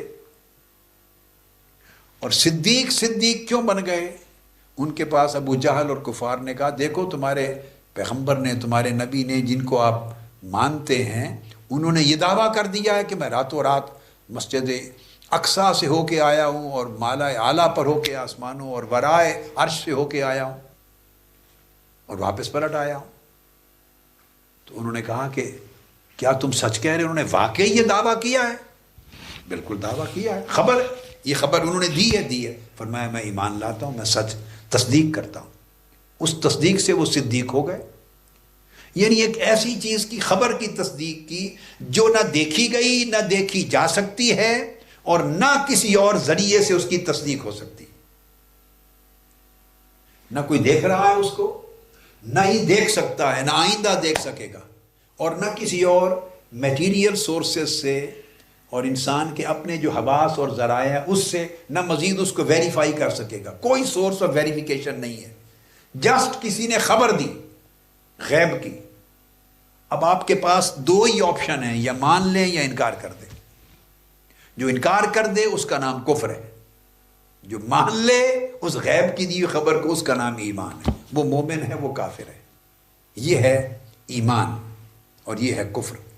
اور تصدیق و تکذیب خبر کی ہوتی ہے، مشاہدے کی نہیں ہوتی، اور خبر غیب سے متعلق ہوتی ہے۔ خبر وہ ہوتی ہے جس پر تکذیب اور تصدیق کا انحصار ہوتا ہے، اور ایمان کا وہ خبر جو بن دیکھے حقائق کی ہو، جیسے وحی کی خبر ہے، فرشتوں کے آنے کی خبر ہے، اللہ کے وجود کی خبر ہے، جنت و دوزخ کی خبر ہے، آپ سمجھ گئے نا، اور آخرت کی خبر ہے، بعث بعد الموت کی خبر ہے، قبر سے جی اٹھیں گے، قیامت کے دن حشر و نشر ہوگا، میزان کی خبر ہے، حساب و کتاب کی خبر ہے، دوزخ و جنت کی ہے، شفاعت کی ہے۔ وہ تمام امور جو نہ دیکھے گئے نہ دیکھے جا سکتے ہیں، نہ دیکھے گئے نہ دیکھے جا سکتے، ان کی جب خبر اللہ کا نبی دیتا ہے تو اب خبر سننے والے لوگوں کے پاس صرف دو آپشن ہیں، اور ویریفائی کرنے کا کوئی سورس نہیں ہوتا اپنے پاس۔ یا مان لیں، انکار کر دیں، یا مان لیں اقرار کر لیں اس کو، یا انکار کر دیں۔ انکار کر دیں تو یہ کفر ہے، تکذیب ہے، مان لیں تو یہ تصدیق ہے، یہ ایمان ہے۔ یہ بات تو قرآن مجید نے کہا ھدی للمتقین، قرآن ہدایت ہے متقین کے لیے۔ اور متقین کون ہیں؟ الذین یؤمنون بالغیب، وہ جو غیب پر ایمان لاتے، بن دیکھے تصدیق کرتے، بن دیکھے تصدیق کرتے۔ اب آپ نے دیکھا یہ جو تقوی سے پہلے لا ریب فیہ، پہلے بھی شک کی جڑ کاٹی، اور المتقین کہہ کر معن بعد للمتقین الذین یؤمنون بالغیب، فوری بعد بھی جڑ، شک کی جڑ کاٹی۔ یعنی آپ دیکھیں شک کی جڑ کاٹنا اور یقین کو قائم کرنا، اس دیوار، چار دیواری کے اندر تقوی کو محفوظ کیا ہوا ہے، درمیان میں متقین، آگے پیچھے شک کی جڑ کاٹی گئی ہے، یقین کو قائم کیا گیا۔ لا ریب فیہ، شک کی جڑ کاٹ کے یقین قائم کیا ہے۔ پھر ھدی للمتقین، درمیان میں قرآنی ہدایت متقین کے لیے آ گئی، اور فوری بات الذین یؤمنون بالغیب، جو بن دیکھے ایمان لاتے ہیں، پھر شک کی جڑ کاٹتے ہیں۔ تو یہ پختگی پیدا کرنی ہے طلباء، طالبات کو، کارکنان کو، بیٹوں کو، بیٹیوں کو، وابستگان کو۔ اور اس جب یہ پیدا ہو جائے پھر اعمال صالحہ نتائج دیتے ہیں، اور اعمال صالحہ فوائد دیتے ہیں، اور اعمال صالحہ پھر نور پیدا کرتے ہیں، پھر درجے بلند ہوتے چلے جاتے ہیں۔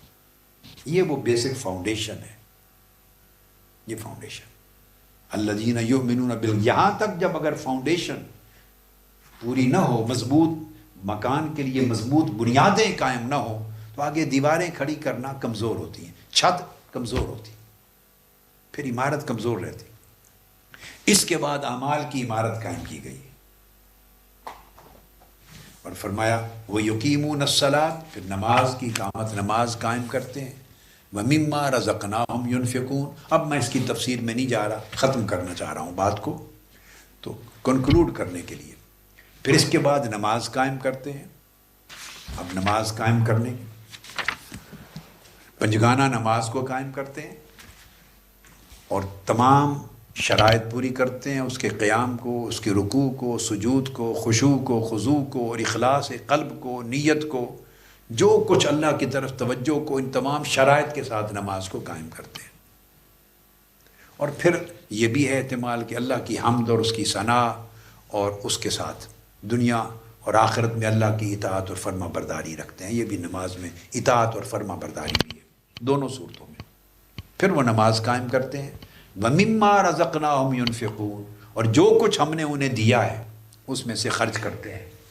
یہ جو کچھ دیا ہے خرچ کرتے ہیں، یہ اموال میں سے بھی ہے، جو مال دیا ہے تو مال میں سے خرچ کرتے ہیں، خواہ زکوٰۃ دیں، واجبات صدقات دیں یا نفلی صدقات دیں، خرچ کرتے ہیں۔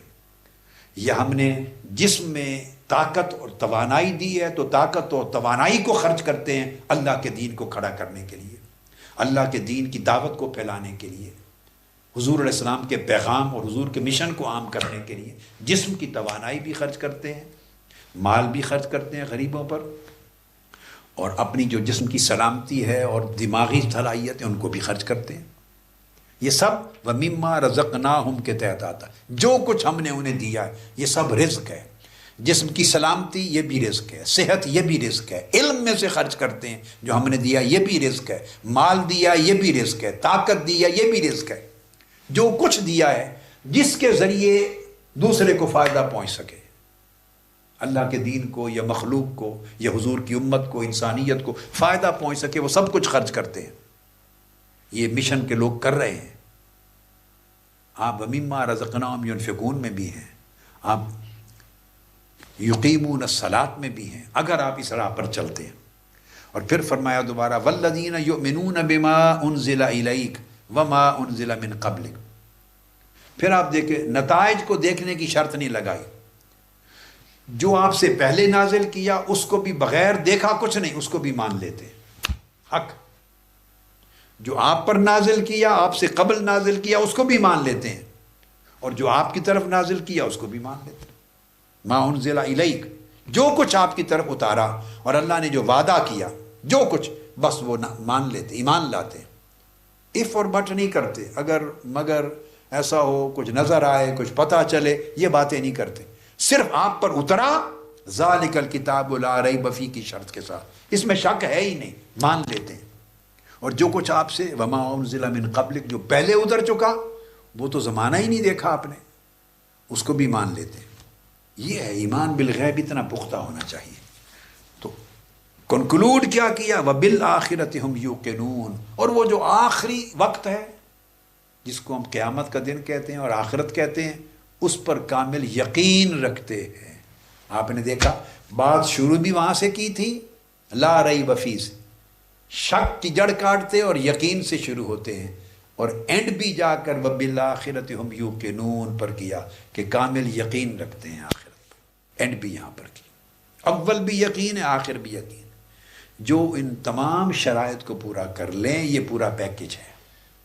میں نے کہا تھا ایک مشین ہوتی ہے، پرزہ نہیں نکالنا، ہم پرزے نکالتے ہیں مرضی سے، اور کچھ پرزوں سے چلانا چاہتے ہیں گاڑی، اس طرح نہیں چلتی، پوری ٹوٹیلٹی کے ساتھ یہ کر لیں۔ اس پر قرآن مجید نے کہا اولئک علی ھدی من ربہم، اب وہی ہدایت جس سے مضمون شروع ہوا تھا، ھدی للمتقین، یہ متقین کے لیے ہدایت ہے، اس کا اینڈ جا کے یہاں پر کیا۔ یقین کی بات کا یقین پر اینڈ کیا، شک کاٹنے کی بات کو یقین پر آ کے ختم کیا، اور ہدایت ہدی للمتقین کو پھر کہا اولئک علی ھدی من رب، یہ وہ لوگ ہیں جو متقین ہیں اور یہ اللہ کی طرف سے ہدایت پر ہیں، اور یہ ہدایت وہ ہے جو انہیں کامیابی کی منزل تک پہنچائے گی۔ اولئک علی ھدی من ربہم، اللہ کی طرف سے ہدایت پر ہیں، اور اسی ہدایت کے بیان پہ مضمون کو ختم کیا، اور ہدایت کا معنی اور اس کا مرتبہ بھی واضح کر دیا، فرمایا وَأُولَئِكَ هُمُ الْمُفْلِحُونَ، اور یہی وہ لوگ ہیں جو فلاح پائیں گے، کامیاب و کامران ہوں گے، اور سعادت مند ہوں گے، اور نجات پائیں گے۔ یہ سارے معنی ہیں فلاح کے، مقاصد میں کامیاب بھی ہوں گے، یہ بھی مفلحون ہیں، اور سعداء ہوں گے، سعید ہوں گے، سعادت مند ہوں گے اللہ کے حضور، بدبختی سے نکل آئیں گے، یہ بھی مفلحون، کامیابی ہے، اور نجات پا جائیں گے عذاب سے، اللہ کے حضور نجات پائیں گے، یہ بھی کامیابی ہے۔ فرمایا یہ ساری کامیابیاں نصیب ہوں گی ان کو جو اللہ کی طرف سے ہدایت پر فائز ہوں گے، اور ہدایت پر وہ فائز ہوں گے جو متقین ہوں گے، اور متقین وہ ہیں جو اس یقین کے ساتھ، ایمان بالغیب کے یقین کے ساتھ پوری زندگی کی دنیاوی اخروی طاعات، عبادات اور معاملات، زندگی کی ساری سٹرگل میں اپنے آپ کو اللہ کا تابع فرمان رکھیں گے، بغیر دیکھے، اور بغیر دیکھنے کی شرط لگائے، کب کیسے نہیں، یقین کامل رکھنا ہوگا۔ آپ دیکھیے یہاں پر ایمان اور تقوی کا مضمون اللہ رب العزت نے ختم کیا، اور اس کو ایمان بالغیب کے ساتھ جوڑا، اور تقوی کے ساتھ جوڑا، اور دل کے ساتھ اس کو رکھا، چکے فَإِنَّهَا مِن تَقْوَى الْقُلُوبِ، تقوی دل کی کیفیت ہے۔ تو ایمان کو دل کی اس کیفیت تقوی کے ساتھ جوڑا، اور یہاں سے آگے کفر کا مضمون شروع کیا آگے، اور آپ حیران ہوں گے جان کر کہ کفر کا تعلق بھی دل سے جوڑا۔ فرمایا ان الذین کفروا، جن لوگوں نے کفر اختیار کیا ہے، سواء علیہم اانذرتہم ام لم تنذرہم لا یؤمنون، ان کے لیے برابر ہے آپ انہیں ڈرائیں نہ ڈرائیں، ایمان نہیں لائیں گے۔ کیوں؟ ختم اللہ علی قلوبہم، اللہ نے ان کے دلوں پر مہر لگا دی ہے، یعنی ان کے دل بگڑ گئے۔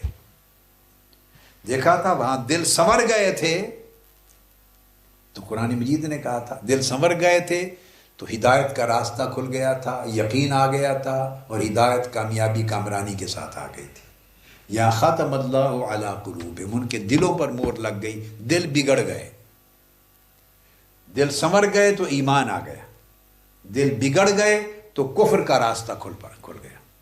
وَعَلَىٰ سَمْعِهِمْ وَعَلَىٰ أَبْصَارِهِمْ غِشَاوَةٌ، اور جب دل بگڑ جاتے ہیں اور دلوں پر مہر لگ جاتی ہے تو کانوں پر بھی مہر لگ جاتی ہے، پھر سن کے بھی ہدایت نہیں ملتی، آنکھوں پر بھی پردہ آ جاتا ہے، دیکھ کر بھی ہدایت نہیں ملتی، سارے راستے بند ہو جاتے ہیں ہدایت کے۔ تو یاد رکھنے ایمان اور تقوی کا تعلق بھی دل سے ہے، اور کفر، نافرمانی اور ہلاکت و بربادی، اس کا تعلق بھی دل سے ہے۔ اور اس کا نسخہ میں نے بیان کر دیا کہ ابتدا ہوتی ہے شک کو ختم کر کے اپنی حالت کو یقین میں بدلنے کی، اور اس کی تدبیر وہ ساری جگہیں، دوستیاں، تعلقات اور صحبتیں اور سنگتیں اور سننا اور دیکھنا، وہ سارے ریلیشنز جن سے شکوک داخل ہوتے ہیں، شک، تزلزل، تذبذب داخل ہوتا ہے، ان کو کٹ آف کرنا۔ آپ کے پاس اور کوئی آپشن نہیں ہے، ان کو برقرار رکھ کر آپ ایمان بالغیب اور تقوی اور یقین اور کامیابیاں اور ہدایت یہ سب کچھ لینا چاہیں، پاسبل نہیں، اللہ کے قانون کے خلاف۔ اللہ رب العزت اس چیز کی طرف ہم سب کو متوجہ کرے اور اس کی توفیق دے کہ ہم اسے اپنا سکیں، اور گوشہ درود کی اس محفل میں آج جو کچھ بیان کیا، اسے ہم اپنی زندگی کا مینیفیسٹو بنائیں، اپنی زندگی کا دستور بنائیں، اور اس میں سے حاصل کریں جو اللہ چاہتا ہے کہ ہم حاصل کریں، اور اللہ کے رسول چاہتے ہیں کہ ہم حاصل کریں۔ آپ سب کو مبارک ہو اس گوشہ درود کی محفل پر، اور اہتمام کرنے والوں پر، ناظم اعلیٰ صاحب کو اور نائب ناظمین اعلیٰ کو اور فورمز کے ہیڈز کو اور تنظیمات کو، سب احباب جنہوں نے انتظام کیا ہے، اور گوشہ درود کے جملہ خدام کو جو اس کے اہتمام میں ہر وقت لگے رہتے ہیں، اللہ پاک آپ کی کاوشوں کو قبول فرمائے، یہ میری دعا ہو گئی۔ وصلی اللہ تعالی علی سیدنا و مولانا محمد وعلی آلہ وصحبہ اجمعین برحمتک یا ارحم الراحمین، لا الہ الا اللہ محمد رسول اللہ۔ السلام علیکم ورحمۃ اللہ وبرکاتہ۔